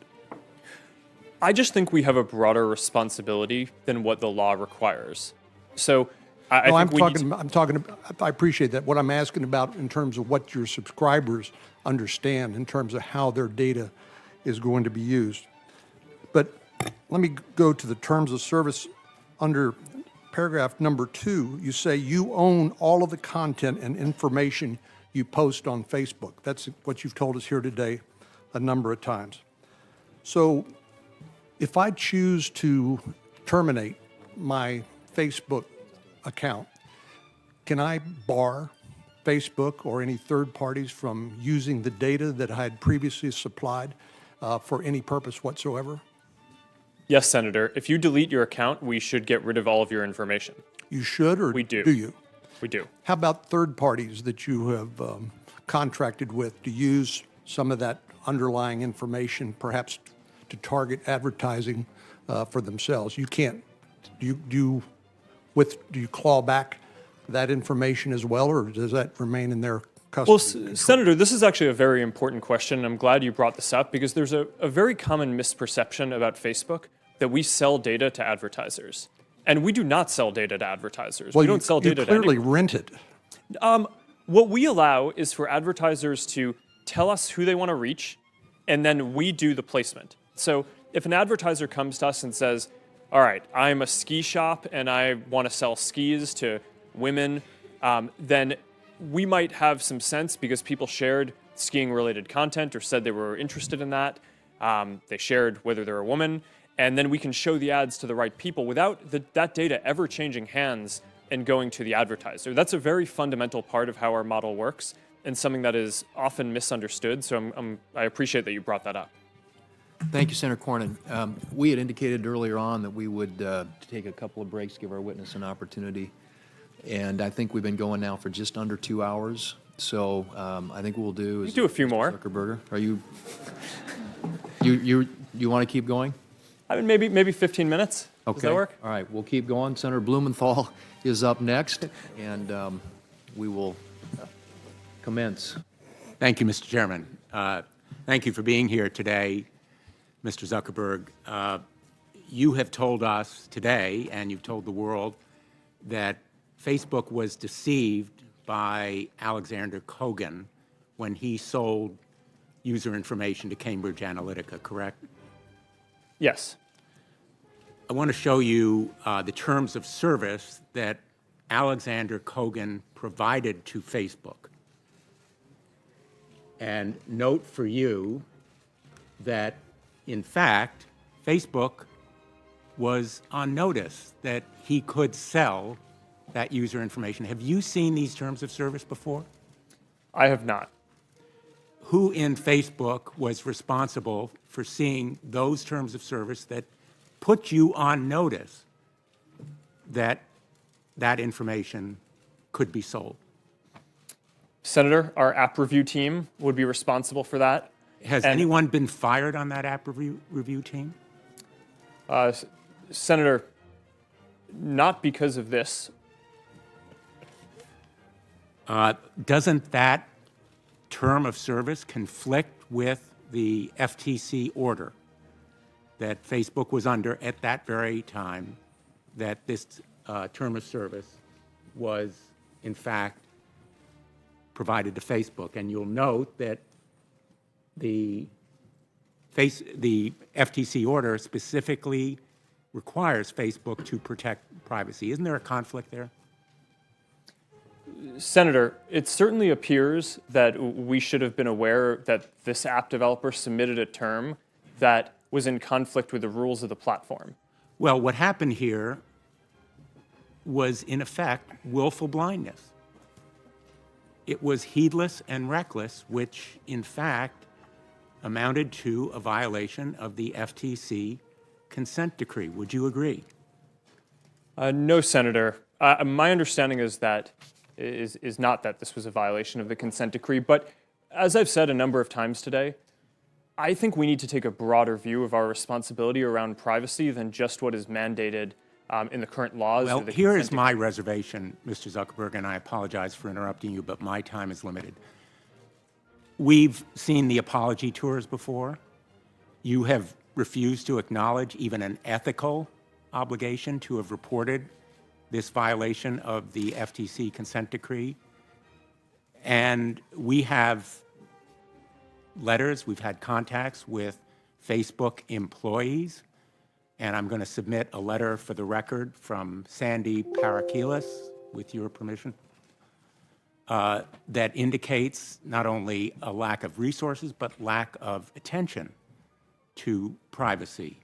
And so my reservation about your testimony today is that I don't see how you can change your business model unless there are specific rules of the road. Your business model is to monetize user information, to maximize profit over privacy.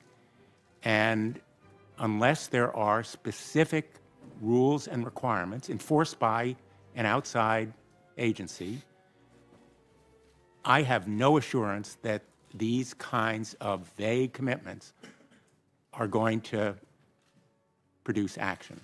So I want to ask you a couple of very specific questions, and they are based on legislation that I've offered, the My Data Act, legislation that Senator Markey is introducing today, the Consent Act, which I'm joining. Don't you agree that companies ought to be required to provide users with clear, plain information about how their data will be used and specific ability to consent to the use of that information? Senator, I do generally agree with what you're saying, and I laid that out earlier when I talked about what... Would you agree to an opt-in as opposed to an opt-out? Senator, I think that certainly makes sense to discuss, and I think the details around this matter a lot. Would you agree that users should be able to access all of their information? Senator, yes, of course. All of the information that you collect as a result of purchases from data brokers, as well as tracking them? Senator, we have already a download your information tool that allows people to see and to take out all of the information that they've put into Facebook or that Facebook knows about them. So yes, I agree with that. We already have that. I have a number of other specific requests that you agree to support as part of legislation. I think legislation is necessary. The rules of the road have to be the result of congressional action. Facebook has participated recently in the fight against the scourge of sex trafficking, and the bill that we've just passed, it will be signed into law tomorrow. SESTA, the Stop Exploiting Sex Trafficking Act, was the result of our cooperation. I hope that we can cooperate on this kind of measure as well. Senator, I look forward to having my team work with you on this. Thank you. Senator Blumenthal. Senator Cruz. Thank you, Mr. Chairman. Mr. Zuckerberg, welcome. Thank you for being here. Mr. Zuckerberg, does Facebook consider itself a neutral public forum? Senator, we consider ourselves to be a platform for all ideas. let me ask the question again. Does Facebook consider itself to be a neutral public forum? And representatives of your company have given conflicting answers on this. Are you a First Amendment speaker expressing your views, or are you a neutral public forum allowing everyone to speak? Senator, here's how we think about this. I don't believe that there is certain content that clearly we do not allow, right? Hate speech, terrorist content, nudity, anything that makes people feel unsafe in the community. From that perspective, that's why we generally try to refer to what we do as a platform for all ideas. Let me try, just because the time is constrained. It's just a simple question. The predicate for Section 230 immunity under the CDA is that you are a neutral public forum. Do you consider yourself a neutral public forum, or are you engaged in political speech, which is your right under the First Amendment? Well, Senator, our goal is certainly not to engage in political speech. I'm not that familiar with the specific legal language of the law that you speak to, so I would need to follow up with you on that. I'm just trying to lay out how broadly I think about this. Well, Mr. Zuckerberg, I will say there are a great many Americans who I think are deeply concerned that Facebook and other tech companies are engaged in a pervasive pattern of bias and political censorship. There have been numerous instances with Facebook. In May of 2016, Gizmodo reported that Facebook had purposely and routinely suppressed conservative stories from trending news, including stories about CPAC, including stories about Mitt Romney, including stories about the Lois Lerner IRS scandal, including stories about Glenn Beck. In addition to that, Facebook has initially shut down the Chick-fil-A Appreciation Day page, has blocked a post of a Fox News reporter, has blocked over 24 Catholic pages, and most recently blocked Trump supporters Diamond and Silk's page with 1.2 million Facebook followers after determining their content and brand were, quote, unsafe to the community. To a great many Americans, that appears to be a pervasive pattern of political bias. Do you agree with that assessment? Senator, let me say a few things about this. First, I understand where that concern is coming from because Facebook and the tech industry are located in Silicon Valley, which is an extremely left-leaning place. And this is actually a concern that I have and that I try to root out in the company, is making sure that we don't have any bias in the work that we do. And I think it is a fair concern that that people would at least wonder about. Let me ask this question. Are you aware of any ad or page that has been taken down from Planned Parenthood? Senator, I'm not, but let me just... How about MoveOn.org? Sorry? How about MoveOn.org? I'm not specifically aware of those. How about cases. any Democratic candidate for office? I'm not specifically aware. I mean, I'm not sure. In your testimony, you say that you have 15 to 20,000 people working on security and content review. Do you know the political orientation of those 15 to 20,000 people engaged in content review? No, Senator. We do not generally ask people about their political orientation when they're joining the company. So as CEO, have you ever made hiring or firing decisions based on political positions or what candidates they supported? No. Why was Palmer Luckey fired? That is a specific personnel matter that seems like it would be inappropriate to speak to here. You just made a specific representation that you didn't make decisions based on political views. Well, is that accurate? I can commit that it was not because of a political view. Do you know of those 15 to 20,000 people engaged in content review, how many, if any, have ever supported financially a Republican candidate for office? Senator, I do not know that. Your testimony says it is not enough that we just connect people. We have to make sure those connections are positive. It says we have to make sure people aren't using their voice to hurt people or spread misinformation. We have a responsibility not just to build tools, to make sure those tools are used for good. Mr. Zuckerberg, do you feel it's your responsibility to assess users whether they are good and positive connections or ones that those 15 to 20,000 people deem unacceptable or deplorable? Senator, you're asking about me personally? Facebook. Senator, I think that there are a number of things that we would all agree are clearly bad. Foreign interference in our elections, terrorism, self-harm. I'm Those talking are about things. Censorship. Well, I think that you would probably agree that we should remove terrorist propaganda from the service. So that, I agree, I think is clearly bad activity that we want to get down. and we're generally proud of how well we do at that. Now, what I can say, and I do want to get this in before the end here, is that I'm very committed to making sure that Facebook is a platform for all ideas. That is a very important founding principle of what we do. We're proud of the discourse and the different ideas that people can share on the service. And that is something that, as long as I'm running the company, I'm going to be committed to making sure is the case. Thank you.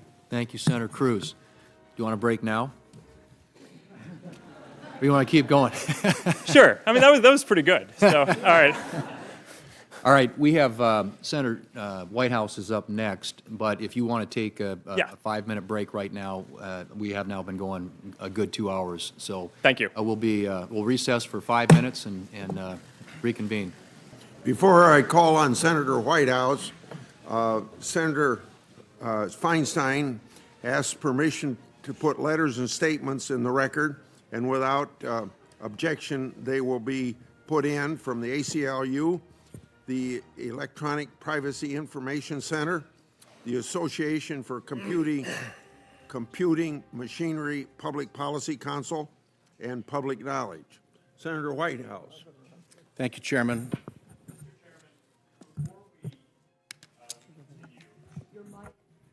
Thank you. Mr. Chairman, I want to correct one thing that I said earlier in response to a question from Senator Leahy. He had asked if why we didn't ban Cambridge Analytica at the time when we learned about them in 2015, and I answered that what my understanding was that they were not on the platform, were not a app developer or advertiser. When I went back and met with my team afterwards, they let me know that Cambridge Analytica actually did start as an advertiser later in 2015, so we could have, in theory, banned them then. We made a mistake by not doing so, but I just wanted to make sure that I updated that, and because I misspoke or got that wrong earlier. Whitehouse.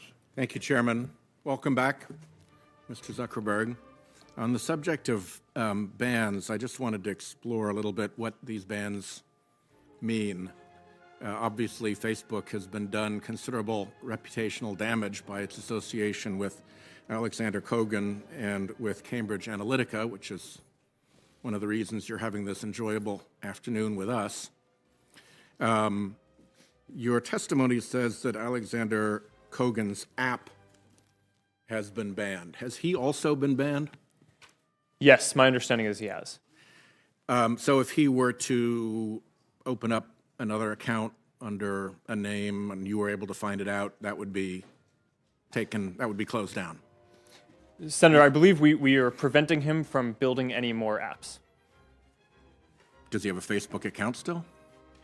Senator, I believe the answer to that is no, but I can follow up with you afterwards. Okay. And with respect to Cambridge Analytica, your testimony is that first you required them to formally certify that they had deleted all improperly acquired data. Where did that formal certification take place? That sounds kind of like a quasi-official thing to formally certify. What did that entail? Senator, first, they sent us an email notice from their chief data officer telling us that they didn't have any of the data anymore, that they deleted it and weren't using it. And then later, we followed up with, I believe, a full legal contract where they certified that they had deleted the data. In a legal contract? Yes, I believe so. Okay. And then you ultimately said that you have banned Cambridge Analytica. Who exactly is banned? What if they opened up Cranston, Rhode Island Analytica? Different corporate form, same enterprise. Would that enterprise also be banned? Senator, that is certainly the intent. Cambridge Analytica actually has a parent company, and we banned the parent company. And recently, we also banned a firm called AIQ, which I think is also associated with them. And if we find other firms that are associated with them, we will block them from the platform as well. Are individual principals, PALS, principals of the firm also banned? Senator, my understanding is we're blocking them from doing business on the platform, but I do not believe that we're blocking people's personal accounts. Okay. Can any customer amend your terms of service? Or is the terms of service a take it or leave it proposition for the average customer? Senator, I think the terms of service are what they are, but the service is really defined by people because you get to choose what information you share, and the whole service is about which friends you connect to, which people you choose to connect to. My question would relate to Senator Graham held up that big fat document. It's easy to put a lot of things buried in a document that then later turn out to be of consequence. And all I wanted to establish with you is that that document that Senator Graham held up, that is not a negotiable thing with individual customers. That is a take it or leave it proposition for your customers to sign up to or not use the service. Senator, that's right on the terms of service, although we offer a lot of controls so people can configure the experience how they want. So last question on a different subject having to do with the authorization process that you are undertaking for entities that are putting up political content or so-called issue ad content. You've said that they all have to go through an authorization process before they do it. You said here, we will be verifying the identity. How do you look behind a shell corporation and find who's really behind it through your authorization process? Well, step back. Do you need to look behind shell corporations in order to find out who is really behind the content that's being posted? And if you may need to look behind a shell corporation, how will you go about doing that? How will you get back to the true, what lawyers would call beneficial owner of the site that is putting out the political material? Senator, are you referring to the verification of political and issue ads? Yes. And before that, political ads, yes. Yes. So what we're going to do is require a valid government identity, and we're going to verify the location. So we're going to do that so that way someone sitting in Russia, for example, couldn't say that they're in America and therefore able to run an election ad. But if they were running through a corporation domiciled in Delaware, you wouldn't know that they were actually a Russian owner. Senator, that's correct. Okay, thank you. My time has expired, and I appreciate the courtesy of the chair for the extra seconds. Thank you, Mr. Zuckerberg. Thank you, Mr. Chairman. Mr. Zuckerberg, I wanted to follow up on a statement that you made shortly before the break, just a few minutes ago. You said that there are some categories of speech, some types of content that Facebook would never want to have any part of, and it takes active steps to avoid disseminating, including hate speech, nudity, racist speech. I assume you also meant terrorist acts, threats of physical violence, things like that. Beyond that, would you agree that Facebook ought not be putting its thumb on the scale with regard to the content of speech, assuming it fits out of one of those categories that's prohibited? Senator, yes. There are generally two categories of content that we're very worried about. One are things that could cause real-world harm. So terrorism certainly fits into that. Self-harm fits into that. I would consider election interference to fit into that. And those are the types of things that I don't really consider there to be much discussion around whether those are good or bad topics. Yeah, and I'm not disputing that. What I'm asking is, once you get beyond those categories of things that are prohibited and should be, is it Facebook's position that it should not be putting its thumb on the scale? It should not be favoring or disfavoring speech based on its content, based on the viewpoint of that speech? Senator, in general, that's our position. One of the things that is really important, though, is that in order to create a service where everyone has a voice, we also need to make sure that people aren't bullied or basically intimidated or the environment feels unsafe for them. Okay. So when you say in general, that's the exception that you're referring to. The exception being that if someone feels bullied, even if it's not a terrorist act, nudity, terrorist threats, racist speech, or something like that, you might step in there. Beyond that, would you step in and put your thumb on the scale as far as the viewpoint of the content being posted?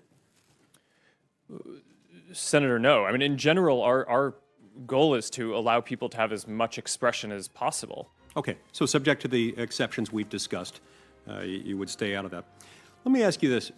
Isn't there a significant free market incentive that a social media company, including yours, has in order to safeguard the data of your users? Don't you have free market incentives? And in that respect, Senator, yes. Don't your interests align with those of us here who want to see data safeguarded? Absolutely. Do you have the technological means available at your disposal to make sure that that doesn't happen and to protect, say, an app developer from transferring Facebook data to a third party? Senator, a lot of that we do, and some of that happens outside of our systems and will require new measures. So, for example, what we saw here was people chose to share information with an app developer. That worked according to how the system was designed. That information was then transferred out of our system to servers that this developer, Alexander Kogan, had, and then that person chose to then go sell the data to Cambridge Analytica. That is going to require much more active intervention and auditing from us to prevent going forward, because once it's out of our system, it is a lot harder for us to have a full understanding of what's happening. From what you've said today and from previous statements made by you and other officials at your company, data is at the center of your business model. It's how you make money. Your ability to run your business effectively, given that you don't charge your users, is based on monetizing data. And so the real issue, it seems to me, really comes down to what you tell the public, what you tell users of Facebook about what you're going to do with the data, about how you're going to use it. Can you give me a couple of examples, maybe 2 examples of ways in which data is collected by Facebook in a way that people are not aware of? 2 examples of types of data that Facebook collects that might be surprising to Facebook users.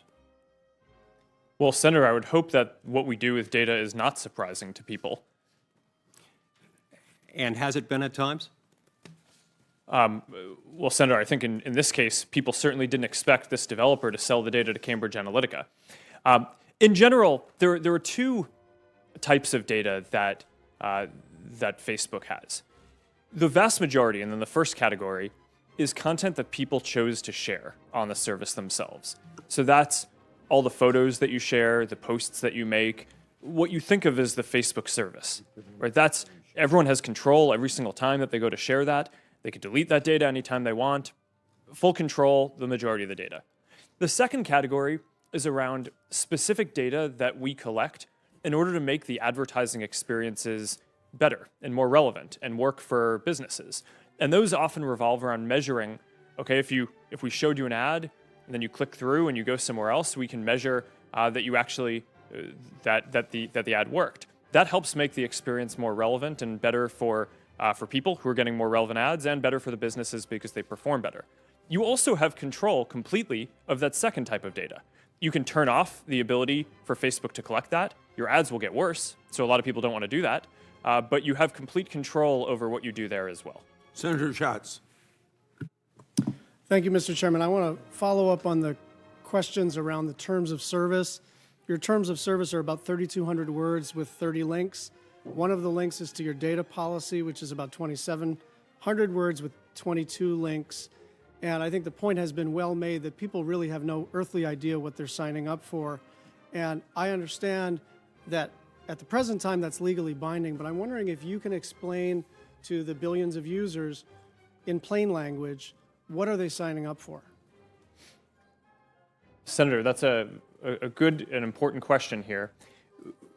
In general, you sign up for the Facebook, you get the ability to share the information that you want with people. That's what the service is, right? Is that you can connect with the people that you want, and you can share whatever content matters to you, whether that's photos or links or posts, and you get control over who you share it with, and you can take it down if you want, and you don't need to put anything up in the first place if you don't want. What about the part that people are worried about, not the fun part? Well, what's that? The part that people are worried about is that the data is going to be improperly used. So people are trying to figure out Are your DMs informing the ads? Are your browsing habits being collected? Everybody kind of understands that when you click like on something, or if you say you like a certain movie or have a particular political proclivity, that I think that's fair game. Everybody understands that. What we don't understand exactly, because both as a matter of practice and as a matter of not being able to decipher those terms of service and the privacy policy, is what exactly are you doing with the data, and do you draw a distinction between data collected in the process of utilizing the platform and that which we clearly volunteer to the public to present ourselves to other Facebook users? Senator, I'm not sure I fully understand this. In general, people come to Facebook to share content with other people. We use that in order to also inform how we rank services like newsfeed and ads to provide more relevant experiences. Let me try a couple of specific examples. If I'm emailing within WhatsApp, does that ever inform your advertisers? No, we don't see any of the content in WhatsApp. It's fully encrypted. Right, but is there some algorithm that spits out some information to your ad platform, and then let's say I'm emailing about Black Panther within WhatsApp? Do I get a Black Panther banner ad?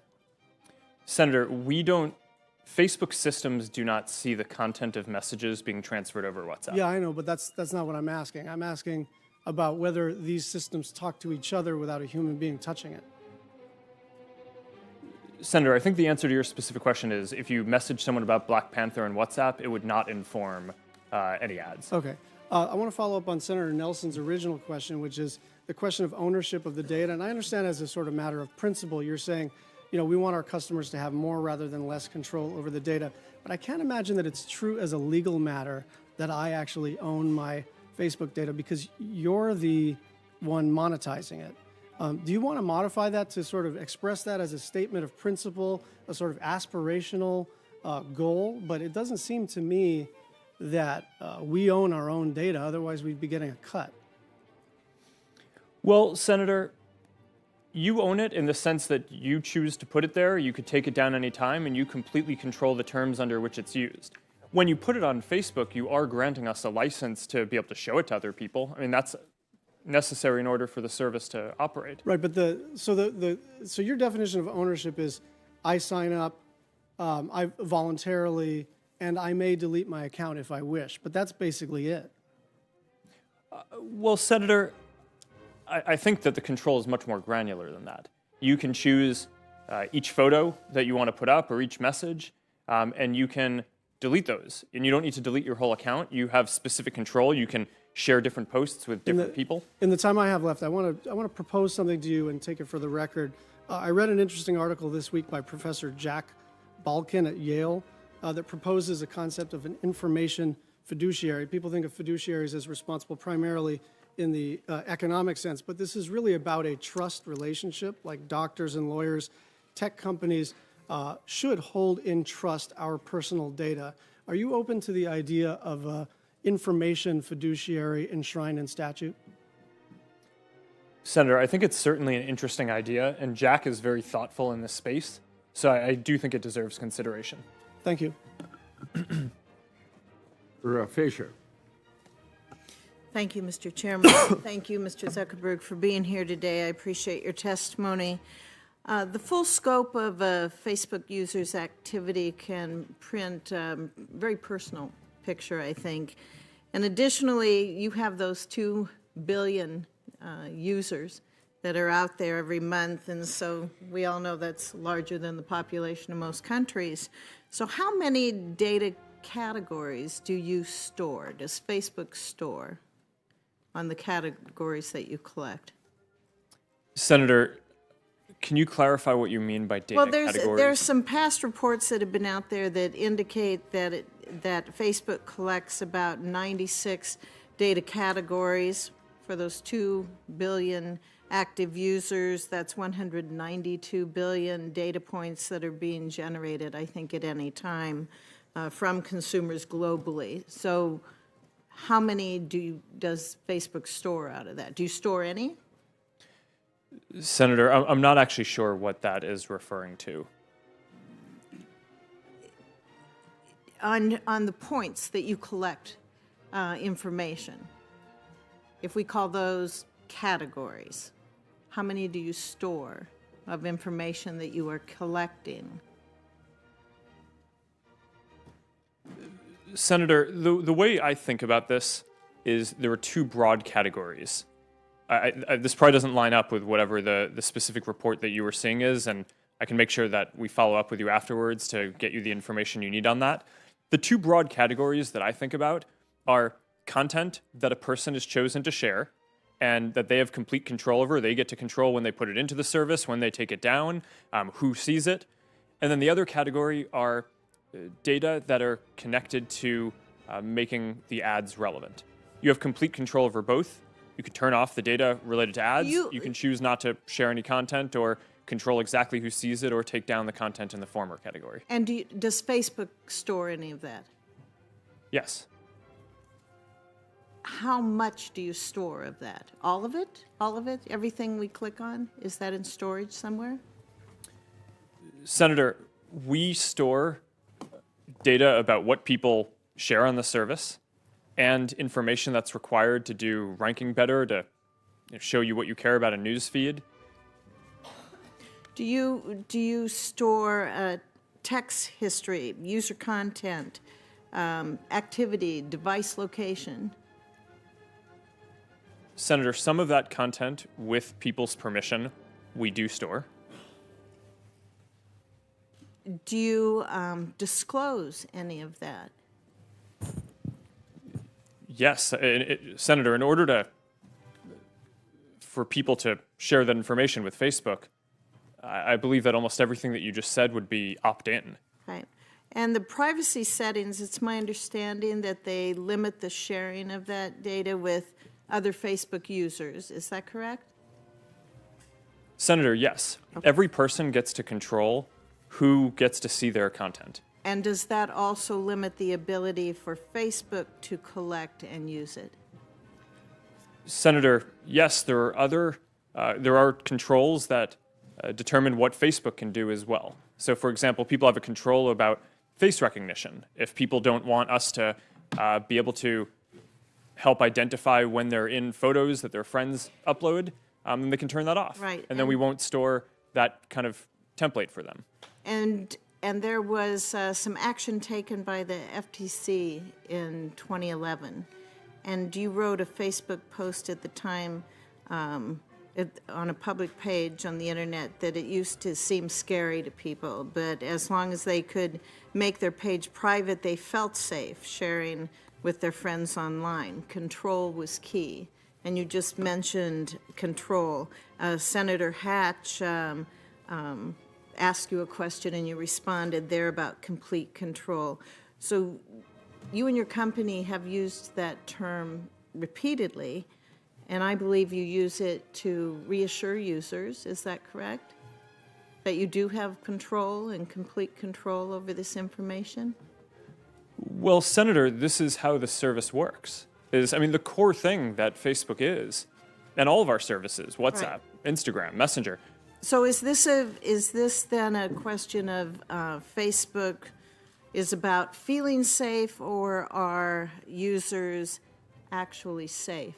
Is Facebook being safe? Senator, I think Facebook is safe. I use it, and my family use it, and all the people I love and care about use it all the time. These controls are not just to make people feel safe, it's actually what people want in the product.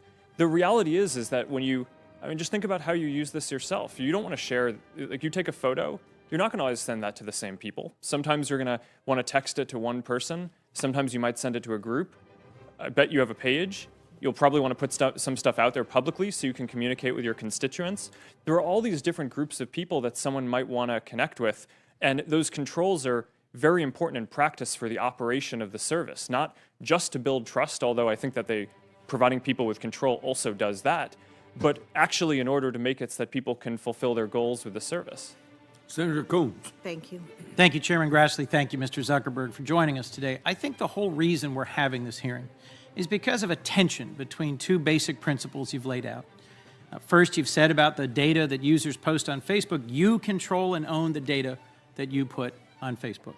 You've said some very positive, optimistic things about privacy and data ownership. But it's also the reality that Facebook is a for-profit entity that generated $40 billion in ad revenue last year by targeting ads. In fact, Facebook claims that advertising makes it easy to find the right people, capture their attention, and get results, and you recognize that an ad-supported service is, as you said earlier today, best aligned with your mission and values. But the reality is there's a lot of examples where ad targeting has led to results that I think we would all disagree with or dislike or would concern us. You've already admitted that Facebook's own ad tools allowed Russians to target users, voters, based on racist or anti-Muslim or anti-immigrant views, and that may have played a significant role in an election here in the United States. Just today, Time magazine posted a story saying that wildlife traffickers are continuing to use Facebook tools to advertise illegal sales of protected animal parts. And I am left questioning whether your ad targeting tools would allow other concerning practices like diet pill manufacturers targeting teenagers who are struggling with their weight, or allowing a liquor distributor to target alcoholics, or a gambling organization to target those with gambling problems. I'll give you one concrete example I'm sure you're familiar with. ProPublica back in 2016 highlighted that Facebook lets advertisers exclude users by race in real estate advertising.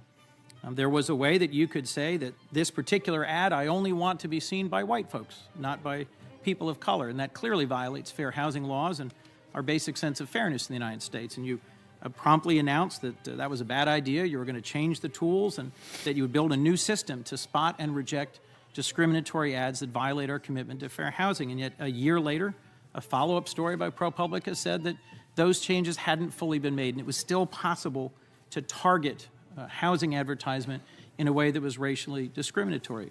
And my concern is that this practice of making bold and engaging promises about changes in practices and then the reality of how Facebook has operated in the real world are in persistent tension.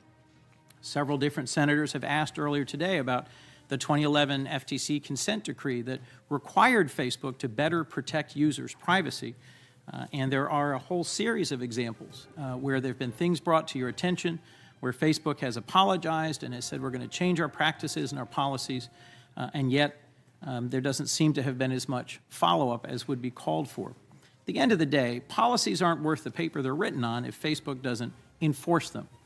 And I'll close with a question that's really rooted in an experience I had today as an avid Facebook user. I woke up this morning and was notified by a whole group of friends across the country asking if I had a new family or if there was a fake Facebook post of Chris Coons. I went to the one they suggested. It had a different middle initial than mine. And there's my picture with Senator Dan Sullivan's family. Same schools I went to, but a whole lot of Russian friends. Dan Sullivan's got a very attractive family, by the way. And keep that for the record there, Mr. Chairman. The friends who brought this to my attention included people I went to law school with in Hawaii and our own Attorney General in the state of Delaware. And fortunately, I've got great folks who work in my office. I brought it to their attention. They pushed Facebook, and it was taken down by midday. But I'm left worried about what happens to Delawareans who don't have these resources. It's still possible to find Russian trolls operating on the platform. Hate groups thrive in some areas of Facebook, even though your policies prohibit hate speech and you've taken strong steps against extremism and terrorists. But is a Delawarean who's not in the Senate going to get the same sort of quick response? I've already gotten input from other friends who say they've had trouble getting a positive response when they've brought to Facebook's attention a page that's, frankly, clearly violative of your basic principles. My core question is, isn't it Facebook's job to better protect its users? And why do you shift the burden to users to flag inappropriate content and make sure it's taken down? Senator, there are a number of important points in there, and I think it's clear that this is an area, content policy enforcement, that we need to do a lot better on over time. The history of how we got here is we started off in my dorm room with not a lot of resources and not having the AI technology to be able to proactively identify a lot of this stuff. So just because of the sheer volume of content, the main way that this works today is that people report things to us, and then we have our team review that. And as I said before, by the end of this year, we're going to have more than 20,000 people at the company working on security and content review because this is important. over time, we're going to shift increasingly to a method where more of this content is flagged upfront by AI tools that we develop. We've prioritized the most important types of content that we can build AI tools for today, like terror-related content, where I mentioned earlier that our systems that we deploy, I think, are taking down 99% of the ISIS and Al-Qaeda related content that we take down before a person even flags them to us.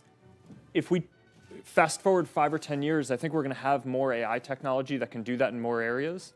And I think we need to get there as soon as possible, which is why we're investing in that. I couldn't agree more. I just think we can't wait 5 years to get housing discrimination and personally offensive material out of Facebook. Thank you, I agree. Chairman. Senator Sass. Thank you, Mr. Chairman. Mr. Zuckerberg, thanks for being here. At current pace, you're due to be done with first round of questioning by about 1 a.m., so congratulations. I like Chris Coons a lot, with his own family or with Dan Sullivan's family. Both are great photos. But I want to ask a similar set of questions from the other side, maybe. I think the conceptual line between mere tech company, mere tools, and an actual content company, I think it's really hard. I think you guys have a hard challenge. I think regulation over time will have a hard challenge. And you're a private company, so you can make policies that may be less than First Amendment full spirit embracing, in my view, but I worry about that. I worry about a world where when you go from violent groups to hate speech in a hurry, in one of your responses to one of the opening questions, you may decide, or Facebook may decide, it needs to police a whole bunch of speech that I think America might be better off not having policed by one company that has a really big and powerful platform. Can you define hate speech? Senator, I think that this is a really hard question, and I think it's one of the reasons why we struggle with it. There are certain definitions that we have around, calling for violence or. Let's just agree on that. If somebody's calling for violence, that shouldn't be there. I'm worried about the psychological categories around speech. You used language of safety and protection earlier. We see this happening on college campuses all across the country. It's dangerous. 40% of Americans under age 35 tell pollsters they think the First Amendment is dangerous because you might use your freedom to say something that hurts somebody else's feelings. Guess what? There are some really passionately held views about the abortion issue on this panel today. Can you imagine a world where you might decide that pro-lifers are prohibited from speaking about their abortion views on your content, on your platform? I certainly would not want that to be the case. But it might really be unsettling to people who've had an abortion to have an open debate about that, wouldn't it? It might be, but I don't think that would fit any of the definitions of what we have. But I do generally agree with the point that you're making, which is as we're able to technologically shift towards, especially having AI proactively look at content, I think that that's going to create massive questions for society about what obligations we want to require companies to fulfill. And I do think that that's a question that we need to struggle with as a country, because I know other countries are, and they're putting laws in place. And I think that America needs to figure out and create the set of principles that we want American companies to operate under. Thanks. I wouldn't want you to leave here today and think there's sort of a unified view in the Congress that you should be moving toward policing more and more and more speech. I think violence has no place on your platform. Sex traffickers and human traffickers have no place on your platform. But vigorous debates, adults need to engage in vigorous debates. I have only a little less than 2 minutes left, so I want to shift gears a little bit. But that was about adults. You're a dad. I'd like to talk a little bit about social media addiction.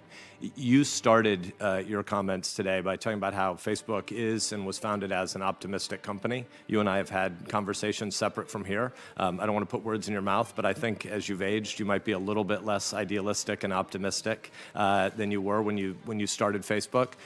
As a dad, do you worry about social media addiction as a problem for America's teens? Well, my hope is that we can be idealistic but have a broad view of our responsibility. To your point about teens, this is certainly something that I think any parent thinks about, is how much do you want your kids using technology? At Facebook specifically, I view our responsibility as not just building services that people like, but building services that are good for people and good for society as well. So we study a lot of effects of well-being of our tools and broader technology. And like any tool, there are good and bad uses of it. What we find in general is that if you're using social media in order to build relationships, right? So you're sharing content with friends, you're interacting, then that is associated with all of the long-term measures of well-being that you would intuitively think of. Long-term health, long-term happiness, long-term feeling connected, feeling less lonely. But if you're using the internet and social media primarily to just passively consume content and you're not engaging with other people, then it doesn't have those positive effects and it could be negative. We're almost at time, so I want to ask you one more. Do social media companies hire consulting firms to help them figure out how to get more dopamine feedback loops so that people don't want to leave the platform? No, Senator. That's not how we talk about this or how we set up our product teams. We want our products to be valuable to people, and if they're valuable, then people choose to use them. Are you aware of other social media companies that do hire such consultants? Not sitting here today. Thanks. Senator Markey. Thank you, Mr. Chairman. In response to Senator Blumenthal's pointed questions, you refused to answer whether Facebook should be required by law to obtain clear permission from users before selling or sharing their personal information. So I'm going to ask it one more time. Yes or no? Should Facebook get clear permission from users before selling or sharing sensitive information about your health, your finances, your relationships? Should you have to get their permission? That's essentially the consent decree with the Federal Trade Commission that you signed in 2011. Should you have to get permission? Should the consumer have to opt in? Senator, we do require permission to use the system and to put information in there and for all the uses of it. I want to be clear, we don't sell information. So regardless of whether we could get permission to do that, that's just not a thing that we're going to go do. So would you support legislation? I have a bill, Senator Blumenthal referred to it, the Consent Act, that would just put on the books a law that said that Facebook and any other company that gathers information about Americans has to get their permission, their affirmative permission, before it can be reused for other purposes. Would you support that legislation to make it a national standard for not just Facebook, but for all the other companies out there, some of them bad actors? Would you support that legislation? Senator, in general, I think that principle is exactly right, and I think we should have a discussion around how to best codify would you that. support legislation to back that general principle, that opt-in, that getting permission is the standard? Would you support legislation to make that the American standard? Europeans have passed that as a law. Facebook's going to live with that law beginning on May 25th. Would you support that as the law in the United States? Senator, as a principle, yes, I would. I think the details matter a lot. Right, and but now assuming that we work out the details, you do support opt-in as the standard, getting permission affirmatively as the standard for the United States.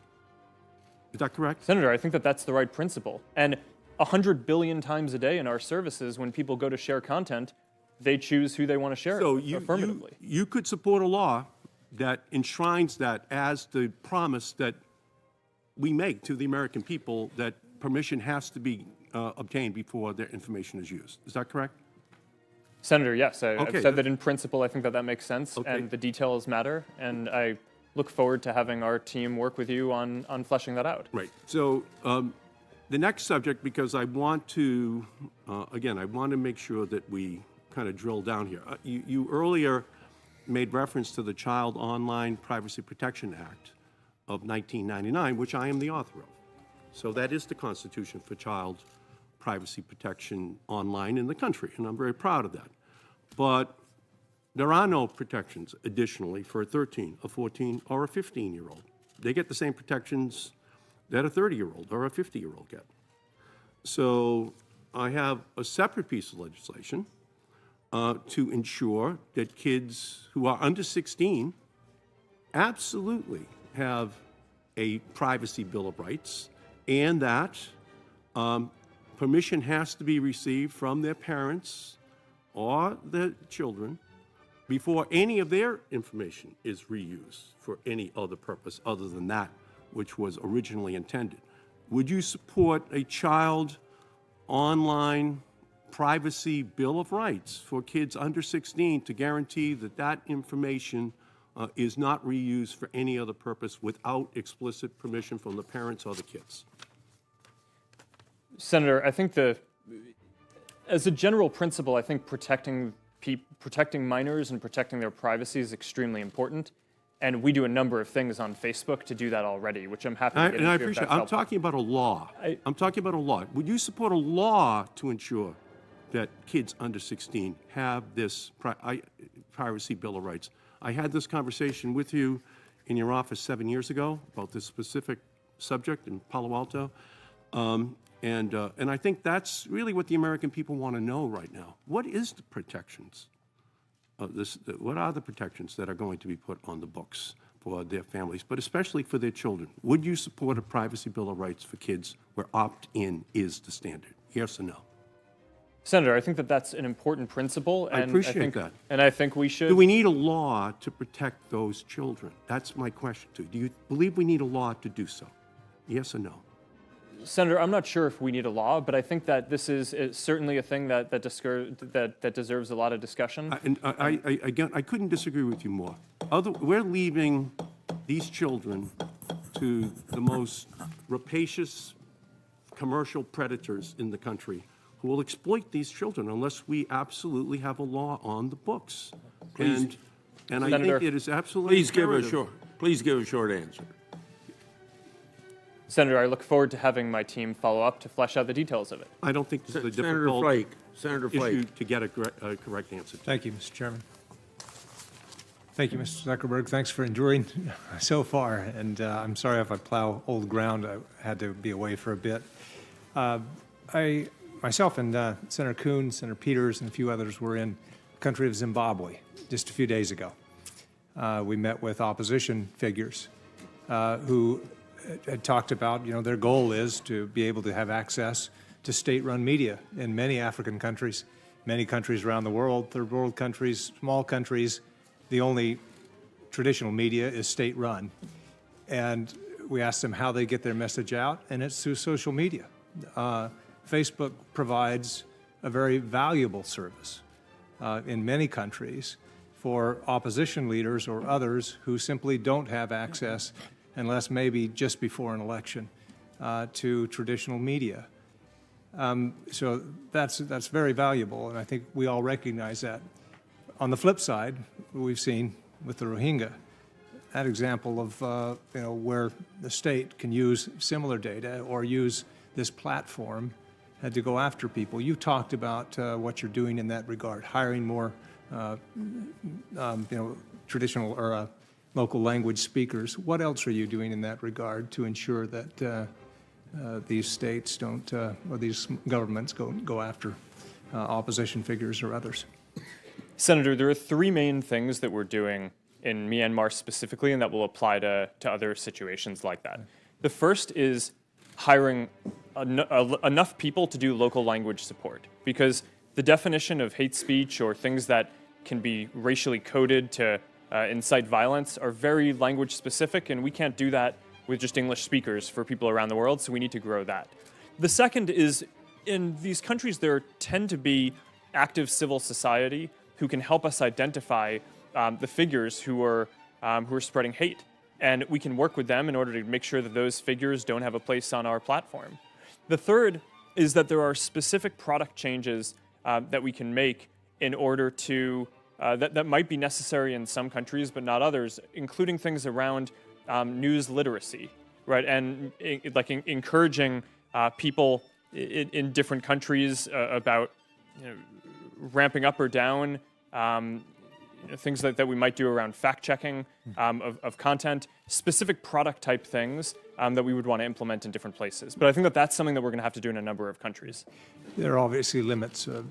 Native speakers that you can hire or people that have eyes on the page. artificial intelligence is going to have to take the bulk of this. How, how much are you investing and working on that tool to do what really we don't have or can't hire enough people to do? Senator, I think you're absolutely right that over the long term, building AI tools is going to be the scalable way to identify and root out most of this harmful content.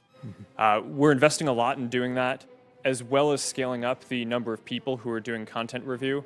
One of the things I've mentioned is in this year, or in the last year, we've basically doubled the number of people doing security and content review. We're going to have more than 20,000 people working on security and content review by the end of this year. So it's going to be continuing to grow the people who are doing review in these places with building AI tools, which we're working as quickly as we can on that, but some of this stuff is just hard. That, I think, is going to help us get to a better place on eliminating more of this harmful content. Thank you. You've talked some about this, I know. Do you believe that Russian and or Chinese governments have harvested Facebook data and have detailed data sets on Facebook users? Has your forensic analysis shown you who else other than Cambridge Analytica downloaded this kind of data? Senator, we have kicked off an investigation of every app that had access to a large amount of people's data before we locked down the platform in 2014. That's underway. I imagine we'll find some things, and we are committed to telling the people who are affected when we do. I don't think sitting here today that we have specific knowledge of other efforts by those nation states, but in general, we assume that a number of countries are trying to abuse our systems. All right. Thank you. Thank you, Mr. Chairman. Person is Senator Hirano. Thank you, Mr. Chairman. Mr. Zuckerberg, the U.S. Immigration and Customs Enforcement has proposed a new extreme vetting initiative, which they have renamed Visa Life Cycle Vetting. That sounds less scary.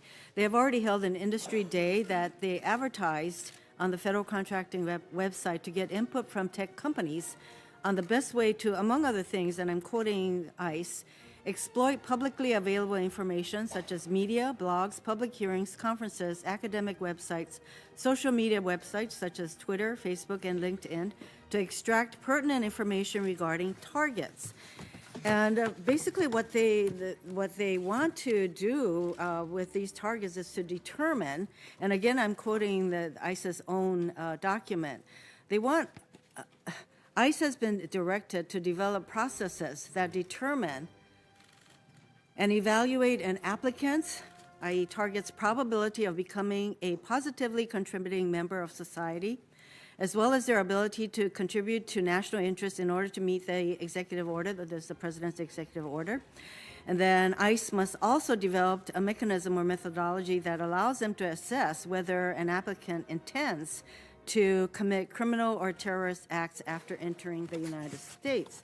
The question to you is, does Facebook plan to cooperate with this extreme vetting initiative and help the Trump administration target people for deportation or other ICE enforcement? Senator, I don't know that we've had specific conversations around that. In general, well, if you were asked to provide or cooperate with ICE so that they could determine whether somebody's going to commit a crime, for example, or become fruitful members of our society, would you cooperate? We would not proactively do that. We cooperate with law enforcement in two cases. One is if we become aware of an imminent threat of harm, then we will proactively reach out to law enforcement, as we believe is our responsibility to do. The other is when law enforcement reaches out to us with a valid legal subpoena or request for data. In those cases, if their request is overly broad or we believe it's not a legal request, then we're going to push back aggressively. Well, let's assume that ICE doesn't have a law, there's no law or rule that requires that Facebook cooperate to allow them to get this kind of information so that they can make those kinds of assessments. It sounds to me as though you would decline. Senator, that is correct. Is there some way that Well, I know that you determine what kind of content would be deemed harmful. So do you believe that ICE can even do what they are talking about, namely through a combination of various kinds of information, including information that they would hope to obtain from entities such as yours, predict who will commit crimes or present a national security problem? Do you think that's even doable? Senator, I'm not familiar enough with what they're doing to offer an informed opinion on that. Well, you have to make assessments as to what constitutes hate speech. That's pretty hard to do. You have to assess what election interference is. So these are rather difficult to identify, but wouldn't trying to predict whether somebody's going to commit a crime fit into the category of a pretty difficult to assess? Senator, it sounds difficult to me. All of these things, like you're saying, are difficult. Well, I don't know, without having worked on it or thinking about it, how much progress one could make. I think common sense would tell us that that's pretty difficult, and yet that's what ICE is proceeding to do. You were asked about discriminatory advertising, and in February of 2017, Facebook announced that it would no longer allow certain kinds of ads that discriminated on the basis of race, gender, family status, sexual orientation, disability, or veteran status, all categories prohibited by federal law and housing. And yet, after 2017, it was discovered that you could, in fact, place those kinds of ads. So what is the status of whether or not these ads can currently be placed on Facebook? And have you followed through on your February 2017 promise to address this problem? And is there a way for the public to verify that you have, or are we just expected to trust that you've done this? Senator, those are all important questions. And in general, it is against our policies to have any ads that are discriminatory.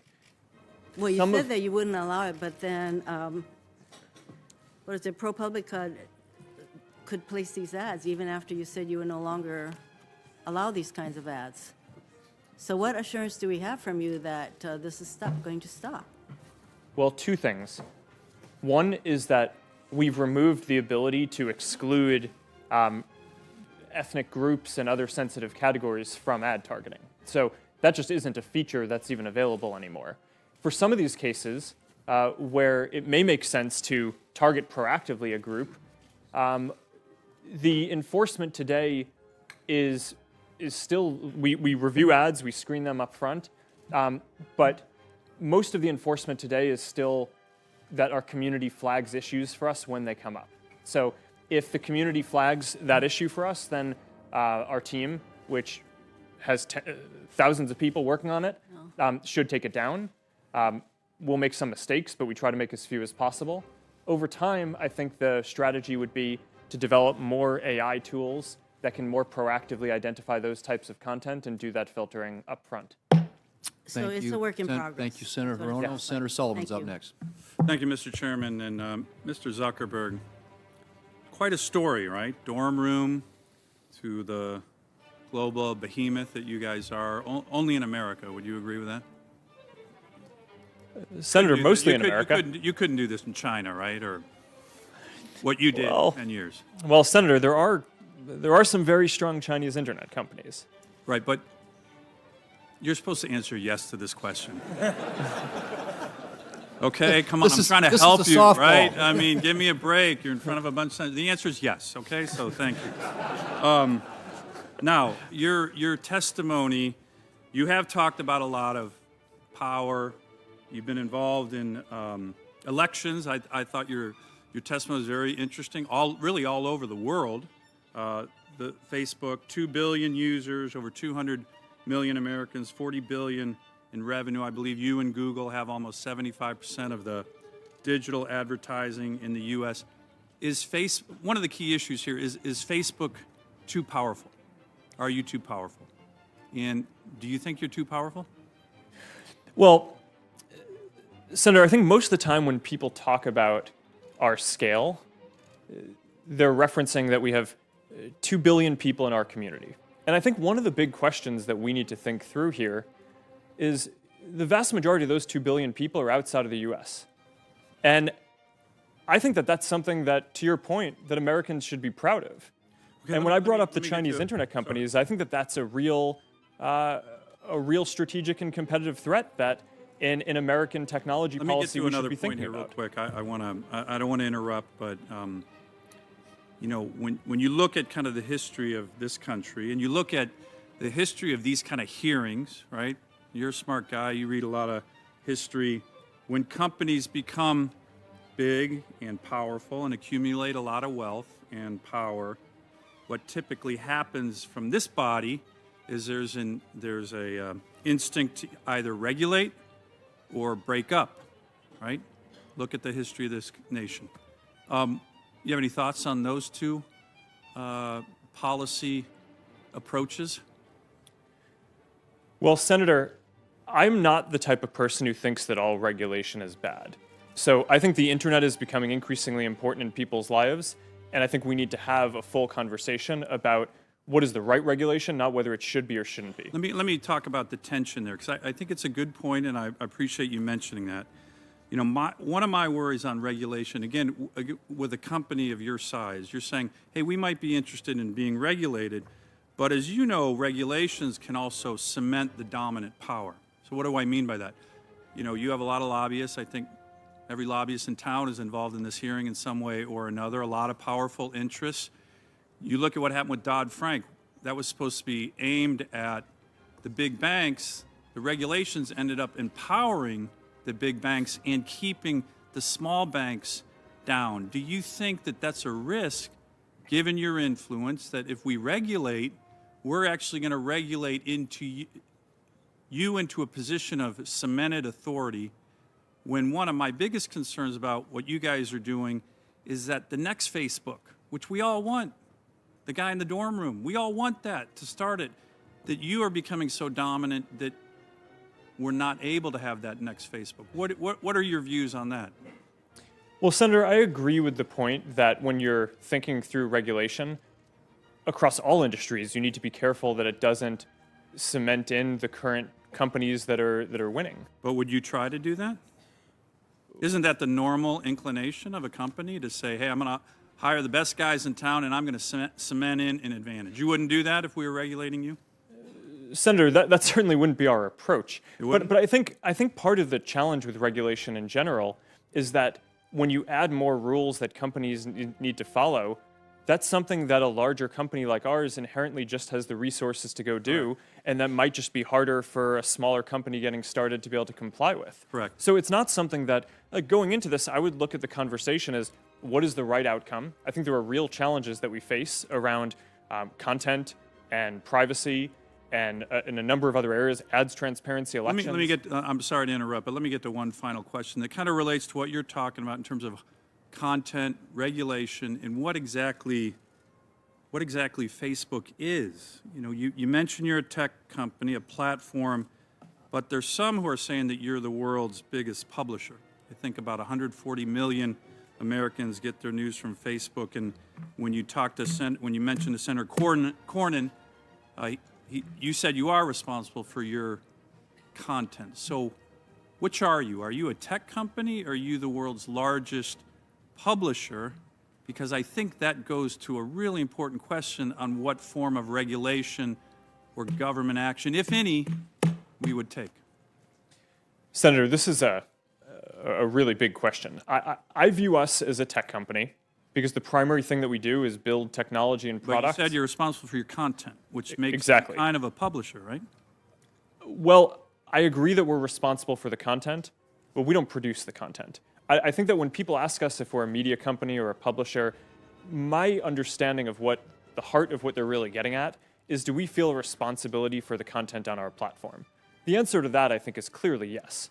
But I don't think that that's incompatible with fundamentally at our core being a technology company where the main thing that we do is have engineers and build products. Thank you, Senator Sullivan. Senator Udall. Thank you, Mr. Chairman, and thank you very much, Mr. Zuckerberg, for being here today. You spoke very idealistically about your company, and you talked about the strong values, and you said you wanted to be a positive force in the community and the world. and you were hijacked by Cambridge Analytica for political purposes. Are you angry about that? Absolutely. And you're determined, and I assume you want changes made in the law. That's what you've talked about today. Senator, the most important thing that I care about right now is making sure that no one interferes in the various 2018 elections around the world. We have an extremely important U.S. midterm. We have major elections in India, Brazil, Mexico, Pakistan, Hungary coming up. And we're going to take a number of measures, from building and deploying new AI tools that take down fake news, to growing our security team to more than 20,000 people, to making it so that we verify every advertiser who's doing political and issue ads, to make sure that that kind of interference that the Russians were able to do in 2016 is going to be much harder for anyone to pull off in the future. And I think you've said earlier that you support the Honest Ads Act, and so I assume that means you want changes in the law in order to effectuate exactly what you talked about. Senator, yes, we support the Honest Ads Act. And so we're implementing it. Are you going to come back up here and be a strong advocate to see that that law is passed? Senator, the biggest thing that I think we can do is implement it. Well, that's a kind and of we're doing that. Yes or no question there. I hate to interrupt you, but are you going to come back and be a strong advocate? You're angry about this? You think there ought to be change? There ought to be a law put in place? Are you going to come back and be an advocate to get a law in place like that? Senator, our team is certainly going to work on this. What I can say is the biggest I'm thing talking about you, not your team. Well, Senator, I try not to come to Come back here and be DC. an advocate for that law. That's what I want to see. I mean, you're upset about this. We're upset about this. I'd like a yes or no answer on that one. Senator, I'm posting and speaking out publicly about how important this is. I don't come to Washington, D.C. too often. I'm going to direct my team to focus on this. And the biggest thing that I feel like we can do is implement it, which we're doing. Well, the biggest thing you can do is to be a strong advocate yourself, personally, here in Washington.